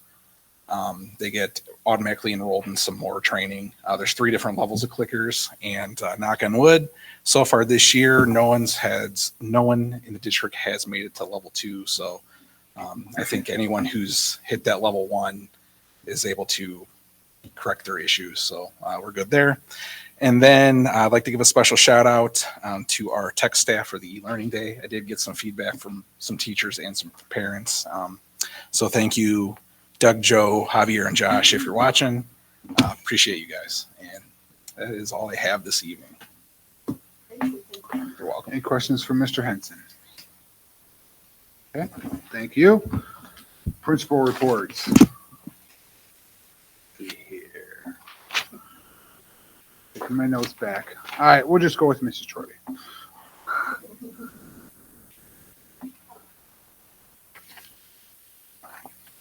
Okay, good evening. We have some really fun things happening in our school. Miss Wardell, kindergarten teacher, asked everybody in the school to reach out to people in different states around the country, asking for Valentines from different states, and she has a map. I think a lot of people probably saw it on Facebook, but it was really cool because not only did she cover all of the states, she also received Valentines from other countries. So it was just really, really cool for our students to see that and to experience that. The other day, she had a package from the Helena, Montana Chamber of Commerce. So I'm dying to know what was in that. So people really got into it, and it was a really fun activity to do. And yeah, I just wanted to give her a little recognition for that. I also want to recognize we have 3 of our MES staff members are going to be recipients of the Those Who Excel Award from the Illinois State Board of Education. We're really excited about that. Kathy Arduino, Stacy Kittler, and Dr. Jessica Lucas-Nihey. So we're very, very thrilled for them. Obviously, this is something that they're very touched by, and it's great for us to be able to recognize them and to recognize all that they do for our students. So we're really excited for them. And of course, we have to recognize Dr. Johnson, who received it as an administrator, and we very much deserved. That was kind of a no-brainer. So yes, we're thrilled for you, Kristen. We have 26 students enrolled in kindergarten so far. That does not count I believe it's 32 from preschool. So together we're under where we typically are. So we'll be doing another big push with publicity to make sure that families know that we are accepting enrollment for kindergarten, and enrollment is just for new families. So if they're in our preschool right now, they do not need to re-enroll. That's a one and done. You register every year, you enroll once. So we'll be pushing that again. We wrapped up Kids Connection, which is a support group for children at MES who have experienced death of an immediate family member or divorce. It was a small group this year. We had 7 students, but it's just so great to be able to bring that resource to our students. Connections are always made, and it's really great to see the kids be there for each other, which is lovely. And Mrs. Kittler is retiring at the end of the school year, so we are already planning on who's going to take over her activities like Kids Connection. So she's actively helping us with that. And then finally, I didn't realize that so many people would read my board report out in public, in the public sector, because I included some numbers in there about intervention. And I heard that there's some questions and some chatter out in the community, which I always encourage the public, at the camera, to contact me with questions. I'm happy to go over that, but I also learned that probably should have put a little bit more context to that. So live and learn for next time. But I think it's really good for the community to know where our students are and the kind of supports that that they're receiving. What I'm really happy to report, though, is that where our students fall in terms of the percentage of students that are receiving any kind of tiered intervention completely falls in line of of a standard MTSS distribution. So your tier 3, the most intensive interventions, 1 to 5% of our students typically fall in that. That's what you're aiming for. And in reading, we have 2.6% of students that are receiving that. In math, it's 1%. So we're in a really great place. When I came here, we didn't have a strong core curriculum. We didn't have a really good foundational skills curriculum. We had students waiting for tier 3 intervention. We had more students than we had the ability to serve. And so the fact that this has decreased significantly is a big win for our school and our district. And then tier 2 intervention is less intense. It's 2 days a week, bigger groups. It's more of reteaching, taking what they've learned in a big group, reteaching it in a smaller group. We're also being very diagnostic. So when we do our grade level data reviews, we are really looking at the skills that the students need.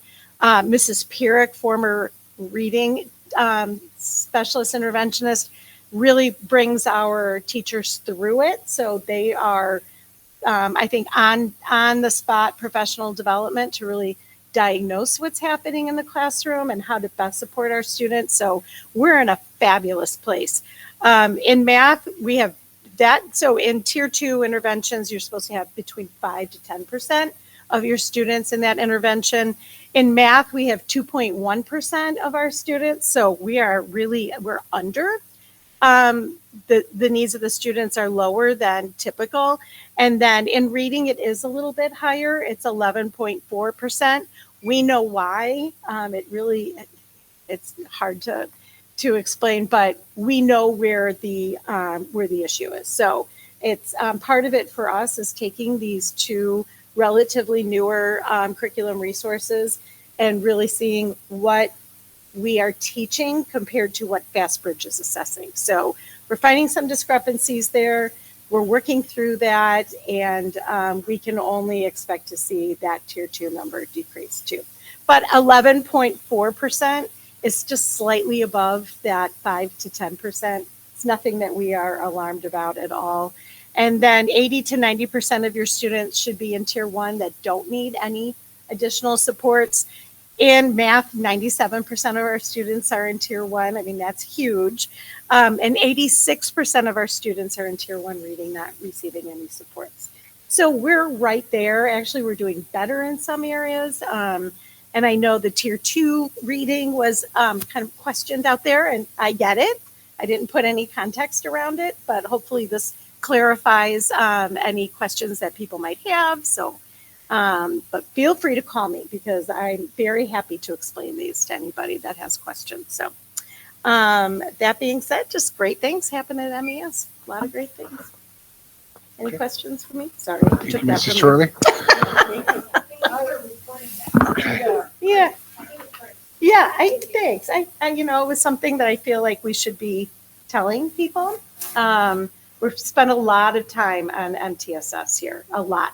This is where, we got to get it right here so that we can send them off to do great things at MIS and the junior high. So we are very focused on being diagnostic and prescriptive and making sure that we are doing what's best for the kids that need it. So, yes. And I have to say, In addition, I added in there the writing data that I did not have at the mid report, and great data all around. Super thrilled. So, yeah. Isn't that something? I know. Teachers do a great job with the kids. It's awesome. So, all right. Perfect. Thank you, Mrs. Thank Chorley. you. Thank you. Dr. Olenitis.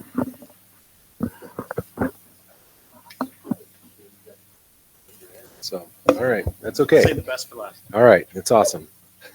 So, in addition to what I shared in my report, I just wanted to share a couple other things. Yesterday, we had a guest speaker come talk to our students. His name was Terrence Lee Talley. Talked to the kids about mental health and addiction and caring for one another. And we have kids still talking about it today. So that's a sign of a really good speaker. There were a lot of kids. I'm getting this from, I wasn't here yesterday, but there was Mr. Munch shared with me. He's like, you have to share with them. One of the things he had to do was looking out for each other, looking out for other kids. We talk about that a lot at the junior high. And he's like, there wasn't a dry eye in the crowd. So to get junior high kids to be emotional like that, it takes a little bit of skill. So that came from our pit crew and our psychologist, Aubrey Montgomery, brought that to us and said, let's give this a shot. And, anytime you get a speaker in, all of their paperwork looks fantastic. They're always really good. We got a few really good recommendations, and I think the kids really got a lot out of it yesterday. So we want to bring that stuff to our kids. It's a good use of the time for that. Those are the social emotional things we need to work with our kids on, so they can connect with those emotions and like I said, the message was, mental health and to look out for one another. So that's fantastic. I want to give another big shout out to everybody who worked at the solo and ensemble contest a little over a week ago. We had a lot of people in our building, a lot of people. I know we had a couple of board members who were there.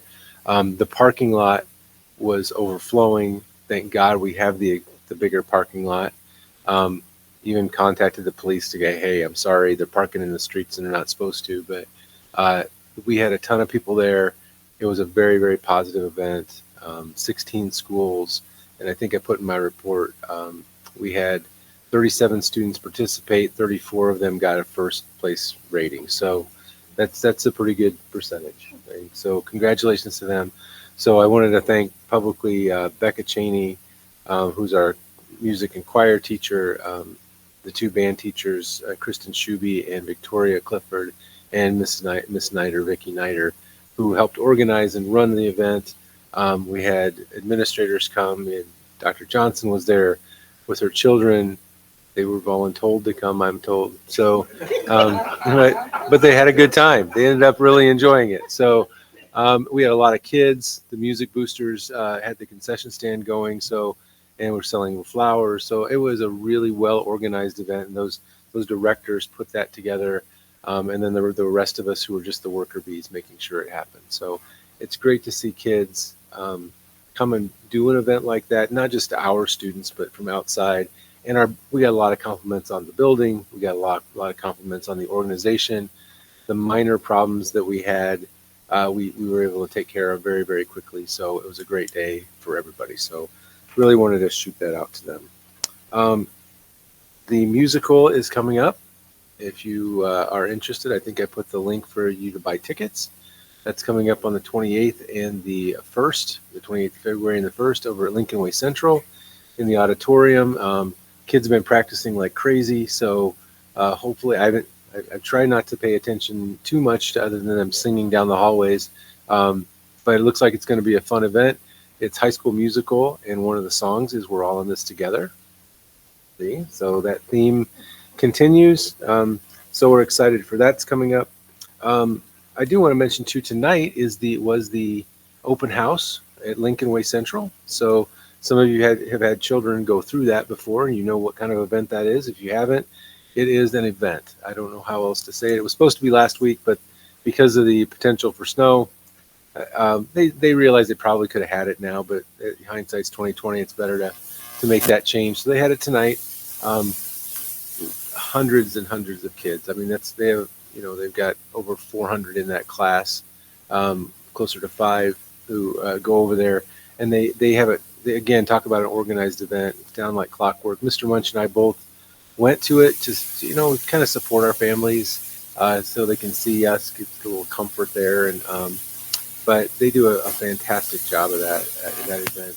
If you don't have children who've gone to do it yet, there are multiple stages of it where you get to talk to teachers, the principal talks to you, and then there's the I don't know how else to call it other than the gauntlet of activities around the track where they have students for, I think they're up to almost 90 activities, 80 some, 90 different activities. If you can't find something to do at Lincoln Way Central, that's your fault.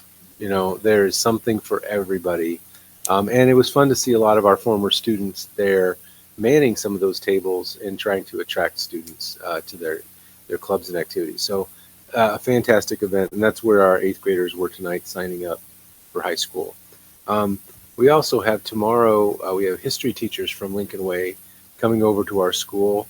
We have a really good relationship with Lincoln Way, articulation back and forth. We sometimes go see them. They sometimes come see us. So tomorrow is history coming to see us. We get great feedback from them. They get to see what we're doing in our classrooms and vice versa. So I think Dr. Johnson mentioned before in our ELA classes, they are changing some of the things that they do because we're doing a great job.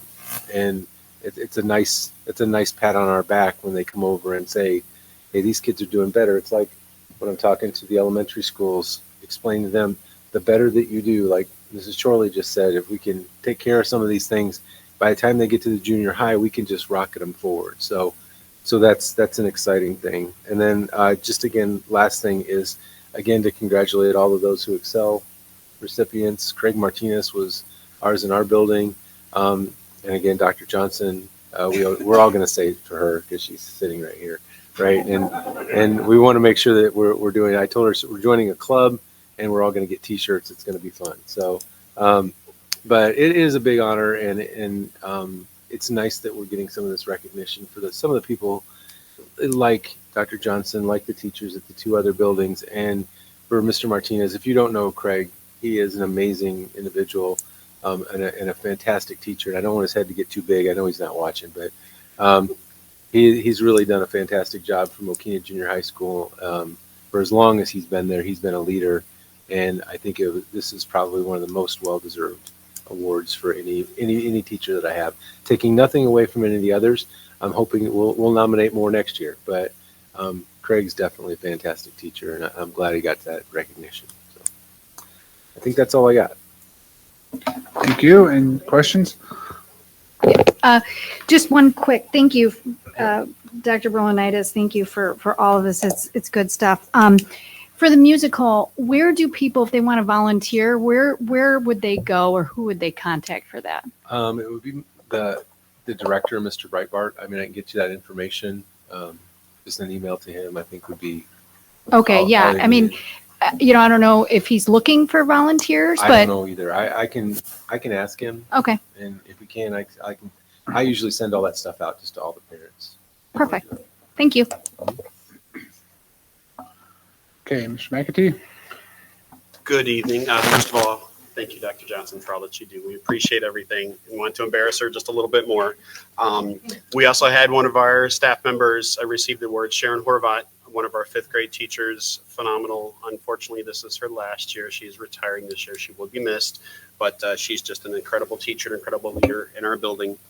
Also, a couple other staff, just I want to recognize Andy Boss, our PE teacher. There's another Boss baby. Had their 3rd child just last week, Aowen Rose. So it's just a beautiful name. Both mom and baby are doing well, so congratulations to them. Also want to point out Vicki Nider, who is our orchestra director.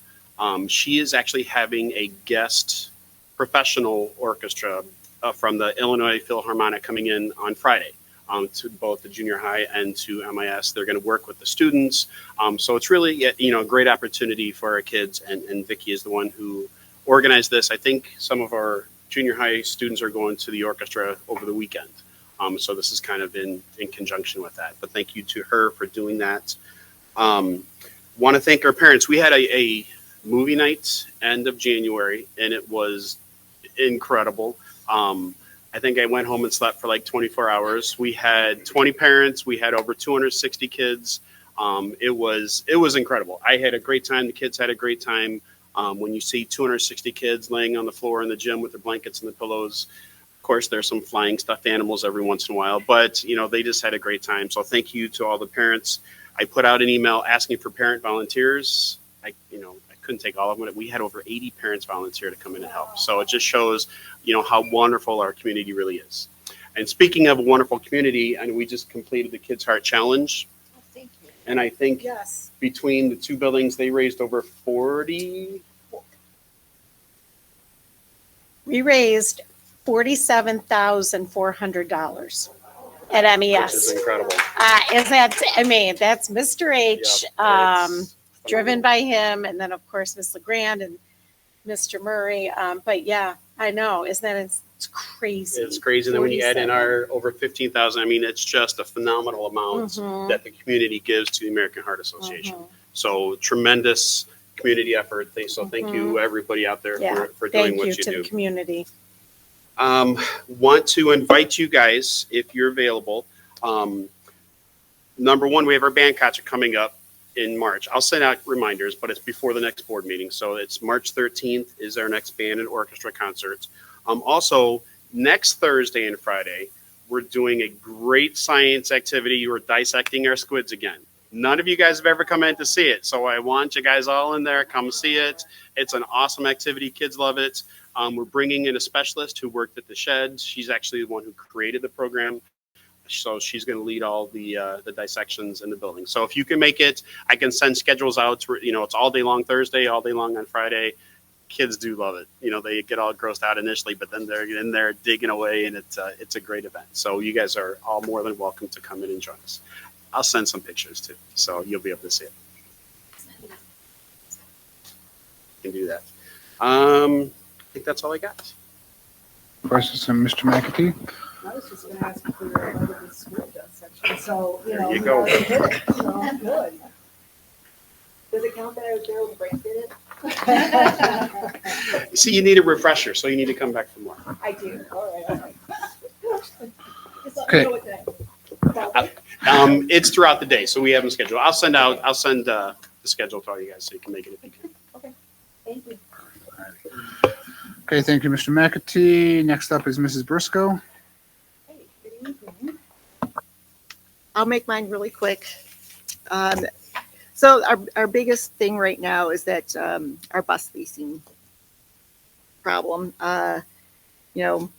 Everything has skyrocketed, and we need new buses. Unfortunately, during COVID, our buses sat for a while, and they are past their prime, and the rates have gone up, and so we're trying to figure out what to do.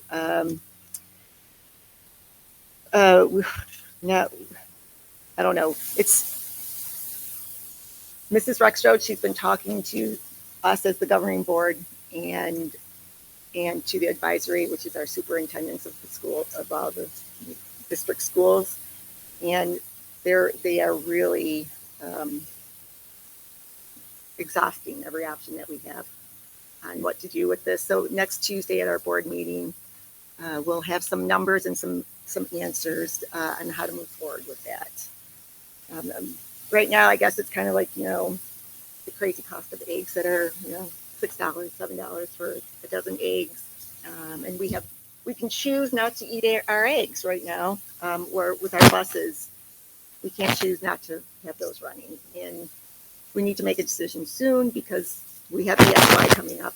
So by June, we need to have something in place. And so I'll let you guys know next month what we decide. On another note, Mike, self-program here, he said they got 3 new students since the break, and he's been doing some question and answering with the kids and the families.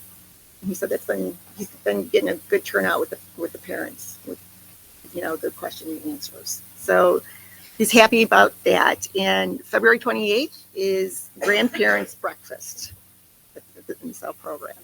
So I'll pass that on, and that's all I have. Thank you. Any questions from Thank Mrs. you for Briscoe? all of our, star recipients for the awards. I'm super proud. Dr. Johnson, thank you, and everyone else that has received that. Thank you. Anna, is there any chance on these buses that they're going to come back and ask for more money from the districts? I don't think we're going to let it go. Okay. There's no discussion of that, yeah. The buses are paying their price, so I don't know. Like I said, Sarah has been talking to the superintendent of the district, and I can't answer that right now. So I'm not too sure what's going to happen. Okay, there are 2 FOIA requests filled. Action request. Ready, Kelly? Ready? All right. Start with approval of the minutes. Move to approve the minutes of the December 16th, 2024 special meeting and closed session meeting and the January 15th, 2025 regular meeting and closed session meeting as presented. Any discussion? Please call the vote. Mrs. Briscoe? Yes. Mr. Bush? Yes. Mrs. McMillan? I abstain. I think that's the right thing. Is that right? That'd be correct. Thank you, sir. Mrs. Ost? Yes. Mrs. Tunney? Yes. Mrs. Zelinski? Yes. Mr. Andreessen? Yes. Okay, motion passed. Next up, district bills. Dr. Shaw was with me this month. Asked my questions. Thank you very much. Got them all answered. So I move to approve the monthly bills as presented. Second by Mr. Andreessen. Any discussion? Please call the vote. Mr. Bush? Yes. Mrs. McMillan? Yes. Mrs. Ost? Yes. Mrs. Tunney? Yes. Mrs. Zelinski? Yes. Mr. Andreessen? Yes. Mrs. Briscoe? Yes. Okay, motion passed. Next up is personnel. I move to approve personnel recommendations 7C 1 through 5 as presented, subject to successful background check and verification of credentials if applicable. Discussion. Please call the vote. Mrs. McMillan? Mrs. Ost? Yes. Mrs. Tunney? Yes. Mrs. Zelinski? Mr. Andreessen? Yes. Mrs. Briscoe? Yes. Mr. Bush? Yes. Okay, motion passed. Next up is the consent agenda. I move to approve consent agenda items 7D 1 through 2 as presented. Second. Second, any discussion? I just want to again thank Anna for your time. It was an investment of time. Anna, thank you. And I'm done listening to the recording. So thank you everybody for doing that. Any other discussion? Please call the vote. Mrs. Ost? Yes. Mrs. Tunney? Yes. Mrs. Zelinski? Yes. Mr. Andreessen? Yes. Mrs. Briscoe? Yes. Mr. Bush? Yes. Mrs. McMillan? Okay, motion passed. Items for the March agenda. Wait, we're not done, Eric. Yes. Flip your paper. Which one? I was like, I don't think so. We're on E. MIS roof restoration. I move to approve MIS roof restoration project in the amount not to exceed $600,000 as presented. Thank you. Any discussion? Okay, so I have a couple concerns on this and I just want to,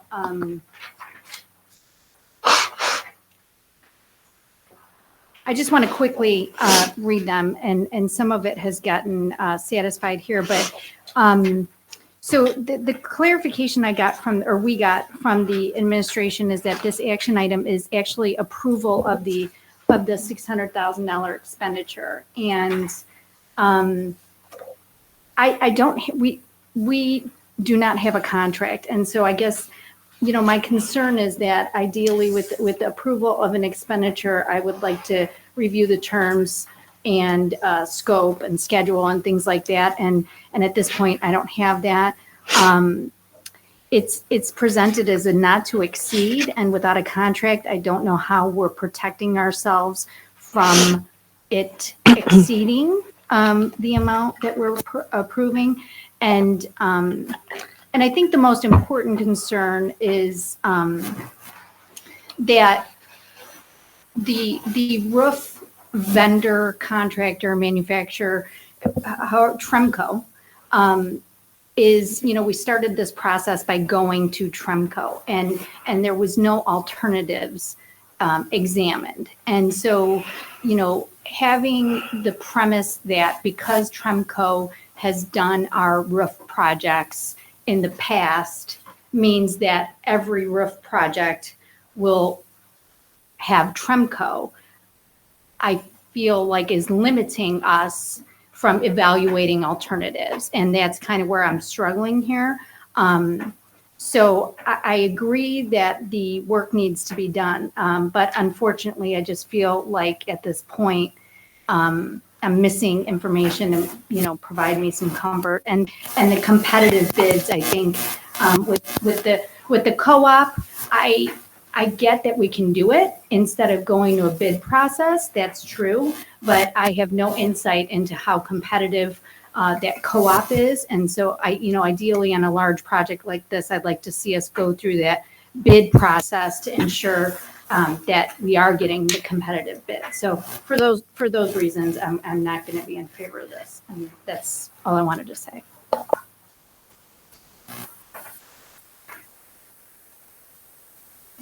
Any other discussion? Okay. Call the vote. Mrs. Tunney? Yes. Mrs. Zelinski? Yes. Mr. Andreessen? Yes. Mrs. Briscoe? Yes. Mr. Bush? Yes. Mrs. McMillan? No. Mrs. Ost? Yes. Okay, motion passed. All right, I'm back on track here. Summer 2025 flooring projects. I move to approve the summer 2025 flooring project contractor of Pinnacle Flooring Company, Inc. of Frankfort, Illinois, as the lowest responsible bidder in an amount not to exceed $305,790 as presented. Second, any discussion? Please call the vote.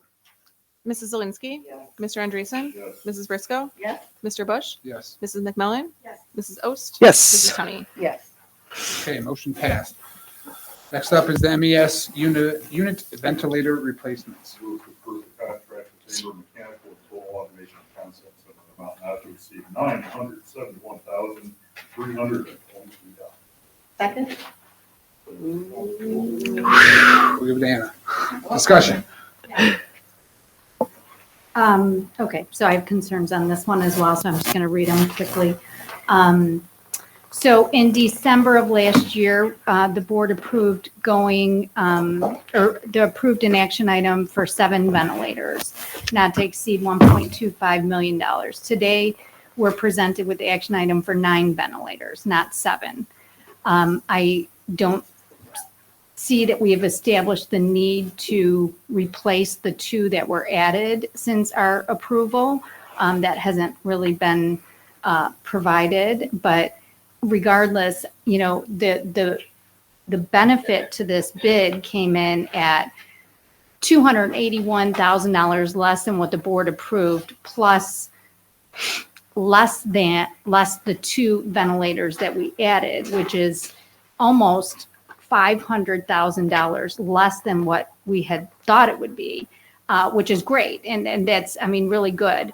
But, we've gone over budget on a number of projects this year. So I would just think that we should consider, or would consider, having that savings just offset what we have gone over budget so far instead of adding 2 more on.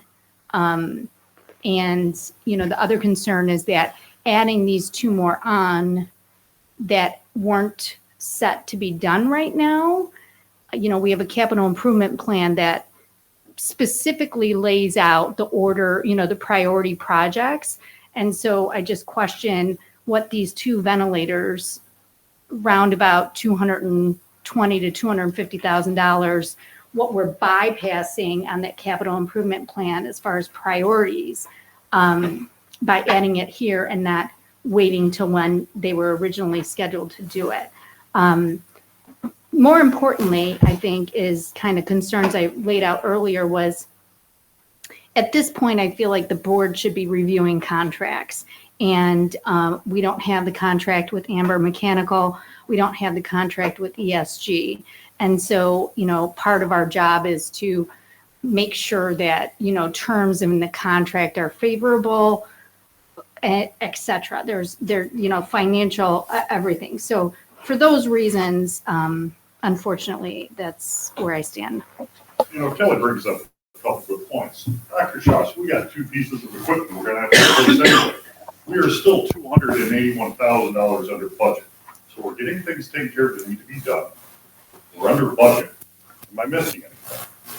No, when we took a look at the scope, those 2 unit vents, we would have liked to have done those, and they would be included in our next project. So we do have a capital plan, and when we updated the capital plan, we're in the middle of doing that right now. Those 2 unit vents were added to this project on Tuesday. So when you see the updated capital plan in March, it will be reflected.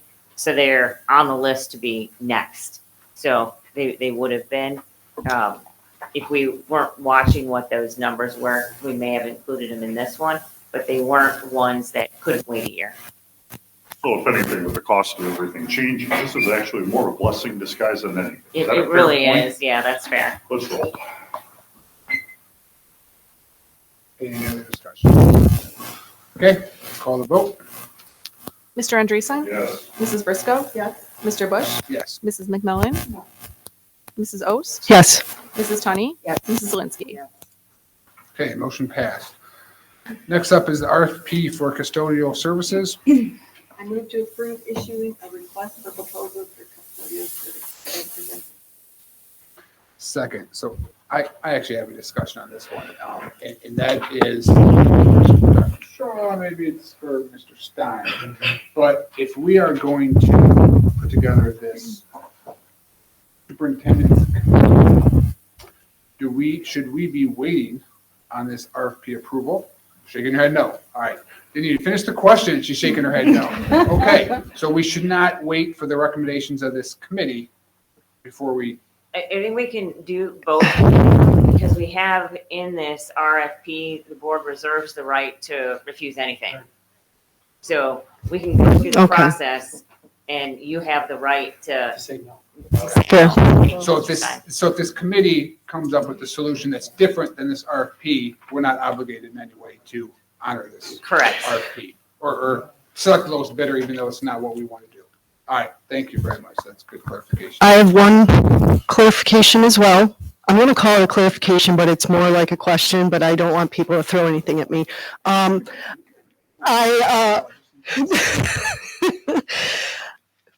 Clarify, this is just custodians because shouldn't we be issuing an RFP for custodian and maintenance and then break them apart? I mean, just to be safe if that's not the ultimate direction that we go.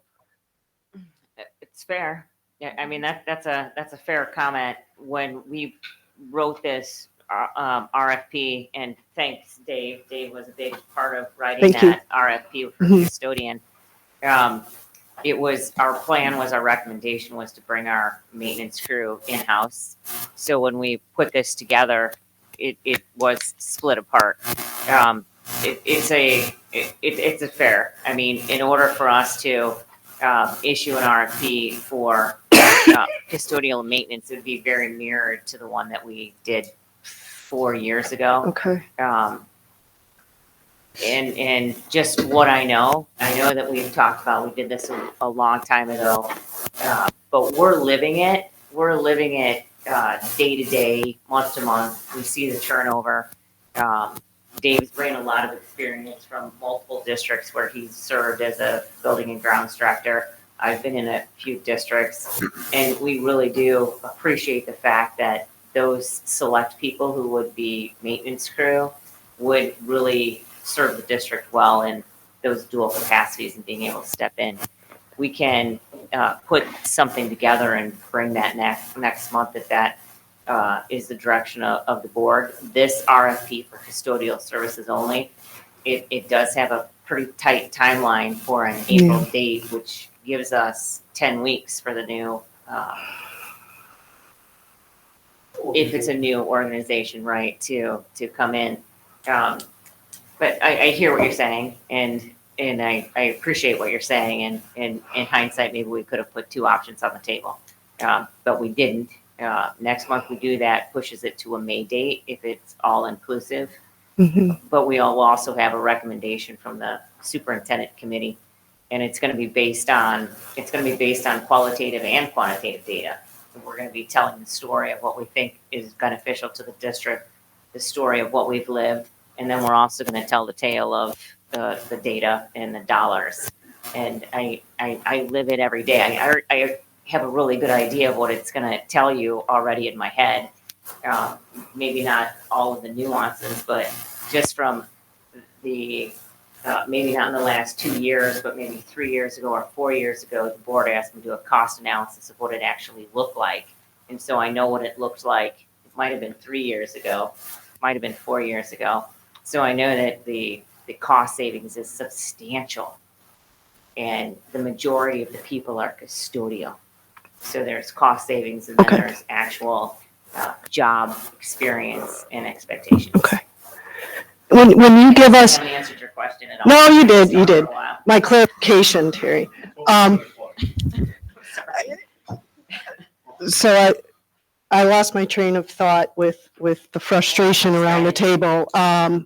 Could you include whether we have to purchase any equipment, if we have to bring, if there's any other capital expenditures that we would need to make to bring that back in-house? The maintenance staff, For maintenance. maintenance and grounds. Yeah. We wouldn't have to great. include capital expenditures. We would have other expenditures. We would have professional development expenditures for our staff. Okay. Our maintenance and grounds contract now, Alpha pays for fuel for our trucks and for our mowing equipment. Okay.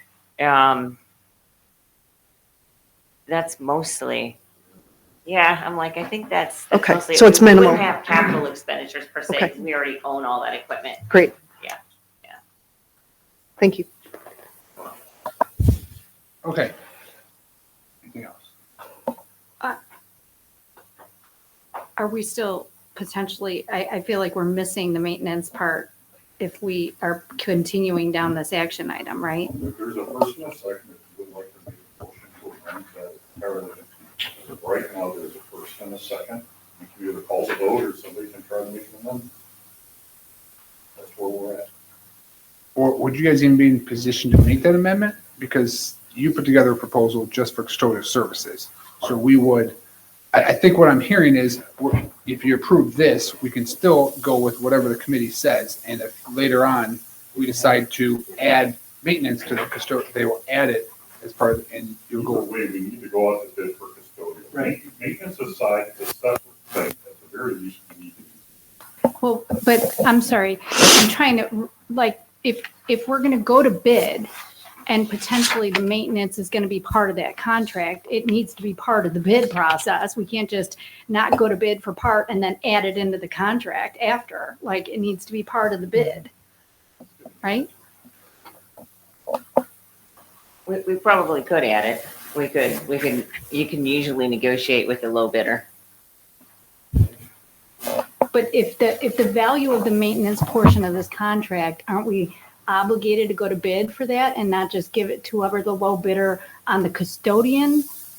We can make scope? an amendment to the RFP. You make amendments to RFPs. If the direction is to make an amendment to the RFP, we would add an amendment, and the amendment 1 would be the addition of 3 maintenance staff. That would be the amendment to the RFP for custodian services.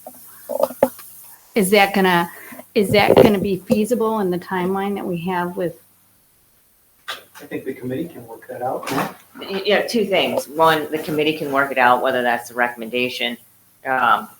2, if we added an amendment, we would pretty much use the document we have from 4 or 5 years ago and carve that out and give it a title called Amendment 1, Maintenance Staff.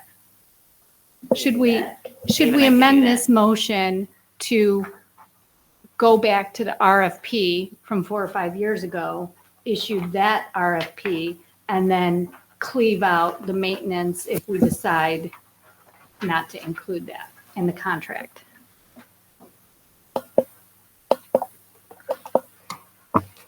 Is that a question for me? Or is it?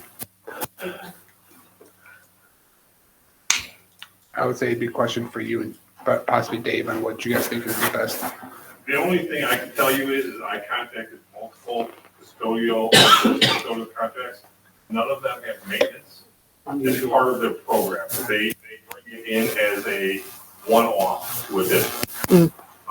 They're strictly in the cleaning business. They're not in the maintenance business. That's true with Alpha. Alpha, we're the only. Alpha's only maintenance contract. Yeah. The only one, and they brought it people in special. That's really helpful to know. So you do not, we will be hard pressed if somebody bid on our RFP if we add maintenance as part of that contract. Because they just don't have it. It's a specialized field, or specialized people. They want to concentrate on cleaning and cleaning. They don't want to concentrate on maintenance, plumbing, electric, carpentry, all of that. No plowing, grass cutting. That is not what they want to do. They want to clean our buildings, clean our bathrooms. That's what they want. So, could we do it? Yes. Are we going to get a lot of bids? Probably not. Thank you, Dave. Thank you. Any other questions? Discussion? Okay, please call the vote. Mrs. Briscoe. Yes. Mr. Bush. Yes. Mrs. McMillan.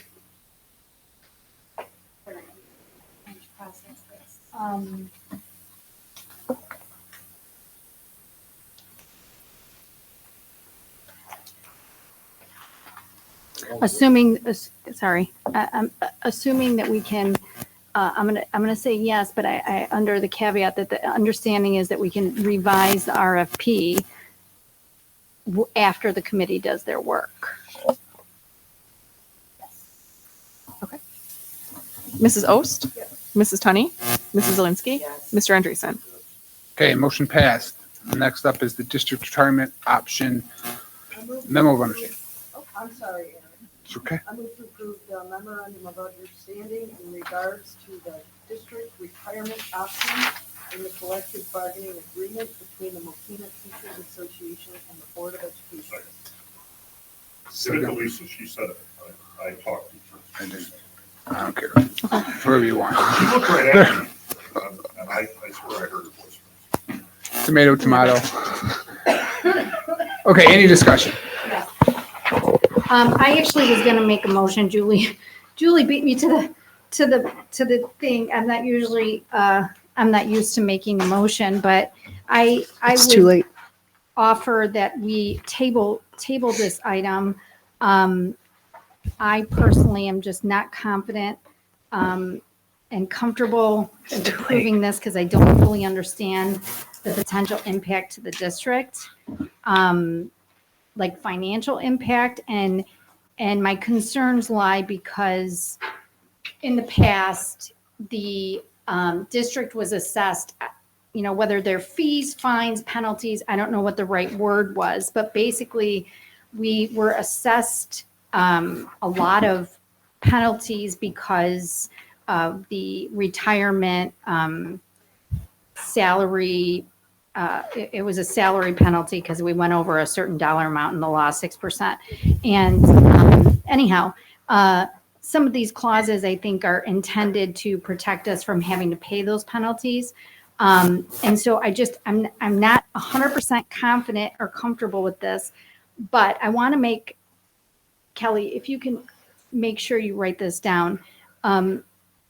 If there are teachers that have exercised this clause in the contract and have to pay the district money as a result, currently today, right now, it is not my intention to have them do that. So I think we can absolutely work together to try to, on a case-by-case basis, if we're not going to incur a penalty, for sure we don't want the teacher to have to pay us money. I get it. And if that's the case right now, I think we should do what we need to do to address those situations. But to change a contract, the teacher's contract that we just got done negotiating a few months ago, whenever that was, June. I'm just personally not comfortable with doing that for the rest of the term. So I would just offer we table this. It could just be me, but that's my feeling. So. If Yeah. there's a motion pending, we can't. There's a pen, that's why I'm like, I should have done it before she did. It's not. I think, Eric, can you walk us through what I need to do to make a motion to table it? Well, we have a motion on the floor, first and a second. So those need to be taken away or reversed. If we're going to, can't take action on two items.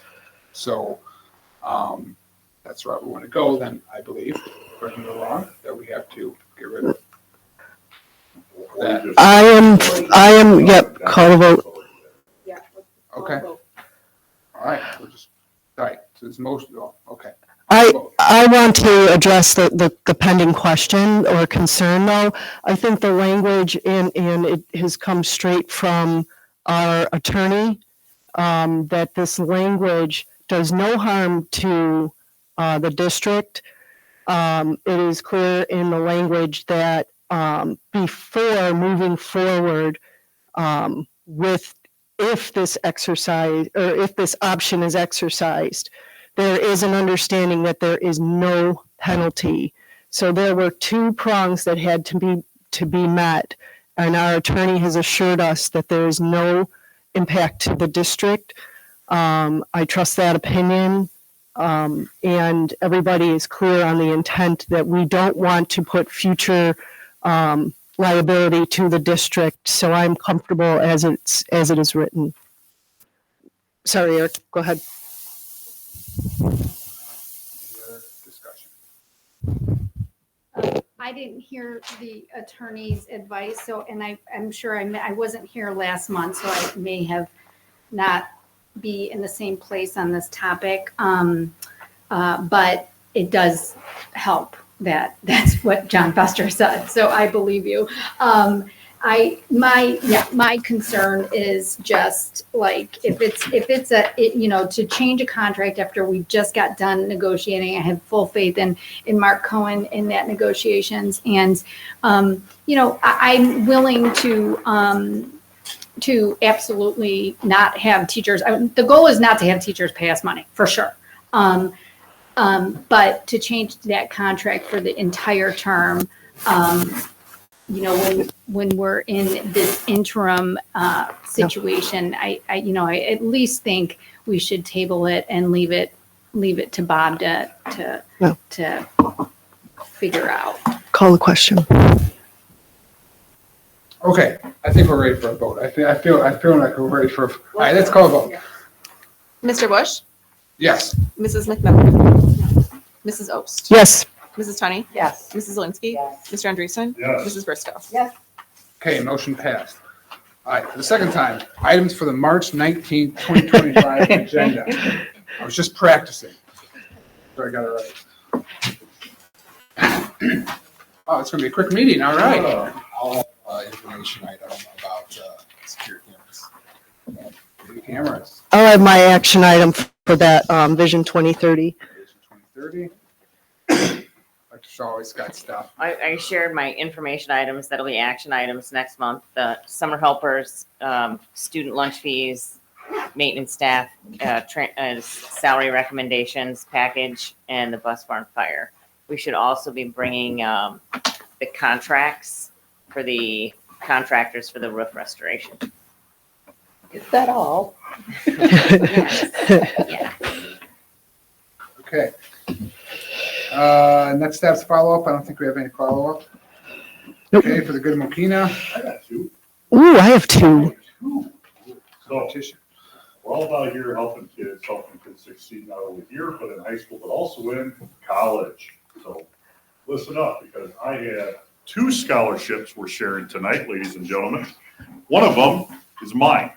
Jason Zimmer of Parlay Mortgage and my office started a scholarship 10 years ago at Lincoln. We've been supporting 2 scholars every year at $500 a piece for 10 years. And I'm happy to do it, and we're doing it again. And that application is live on the Lincoln Way website right now. The cutoff is coming in mid-March, and I'd love to see a whole lot of applications come in because I think that'd be great. Actually, I got 3 scholarships. The Mokena Lions Club is also giving out a scholarship. That is also on the Lincoln Way website. But also the Mokena Burros have a scholarship. We have a lot of cheerleaders, a lot of flag football players, a lot of tackle players that have grown up in our program. And we are also giving away 2 $500 scholarships to help our kids succeed in college. So I was able to share that good news with you. Please share it with your families. All 3 applications are on the Lincoln Way website that kids can see. And I hope we get a lot of applications coming in. I can tell you all the names are blanked. All 3 of them, we have an independent group reading them, so nobody's playing favorites, but we're trying to give kids a good chance at a solid future and helping them out a little bit along the way. So yeah, I have 3 great things to share tonight. There you go. You just raised the bar. Yeah, it's 3. I mean, I have 2. I'm going to come up with one on the fly. All right, it's early, April 12th, annual cleanup day. I would love to get a group of us to chip in and do annual cleanup for Mokena. Just a thought. And then for our special ed community, there is, I know we talked about this earlier, but a pending, it's called Proposed or Pending Federal Special Ed Law, What Their Impact Will Be on You and What You Can Do About It. It is a webinar given by a special ed attorney in Chicago named Matt Cohen, and the group is Matt Cohen and Associates. If anyone is interested, I'd be happy to forward that information, just trying to help out the special ed community. That's what I have. I didn't think of a third one, sorry. Jim wins. We got time. We got one in the back. One in the back. Hell yeah, you do. Oh. Yeah, there you go. Yes.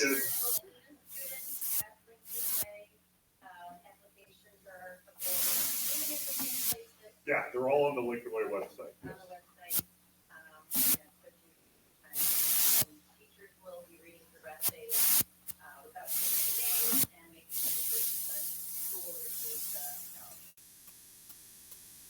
Excellent.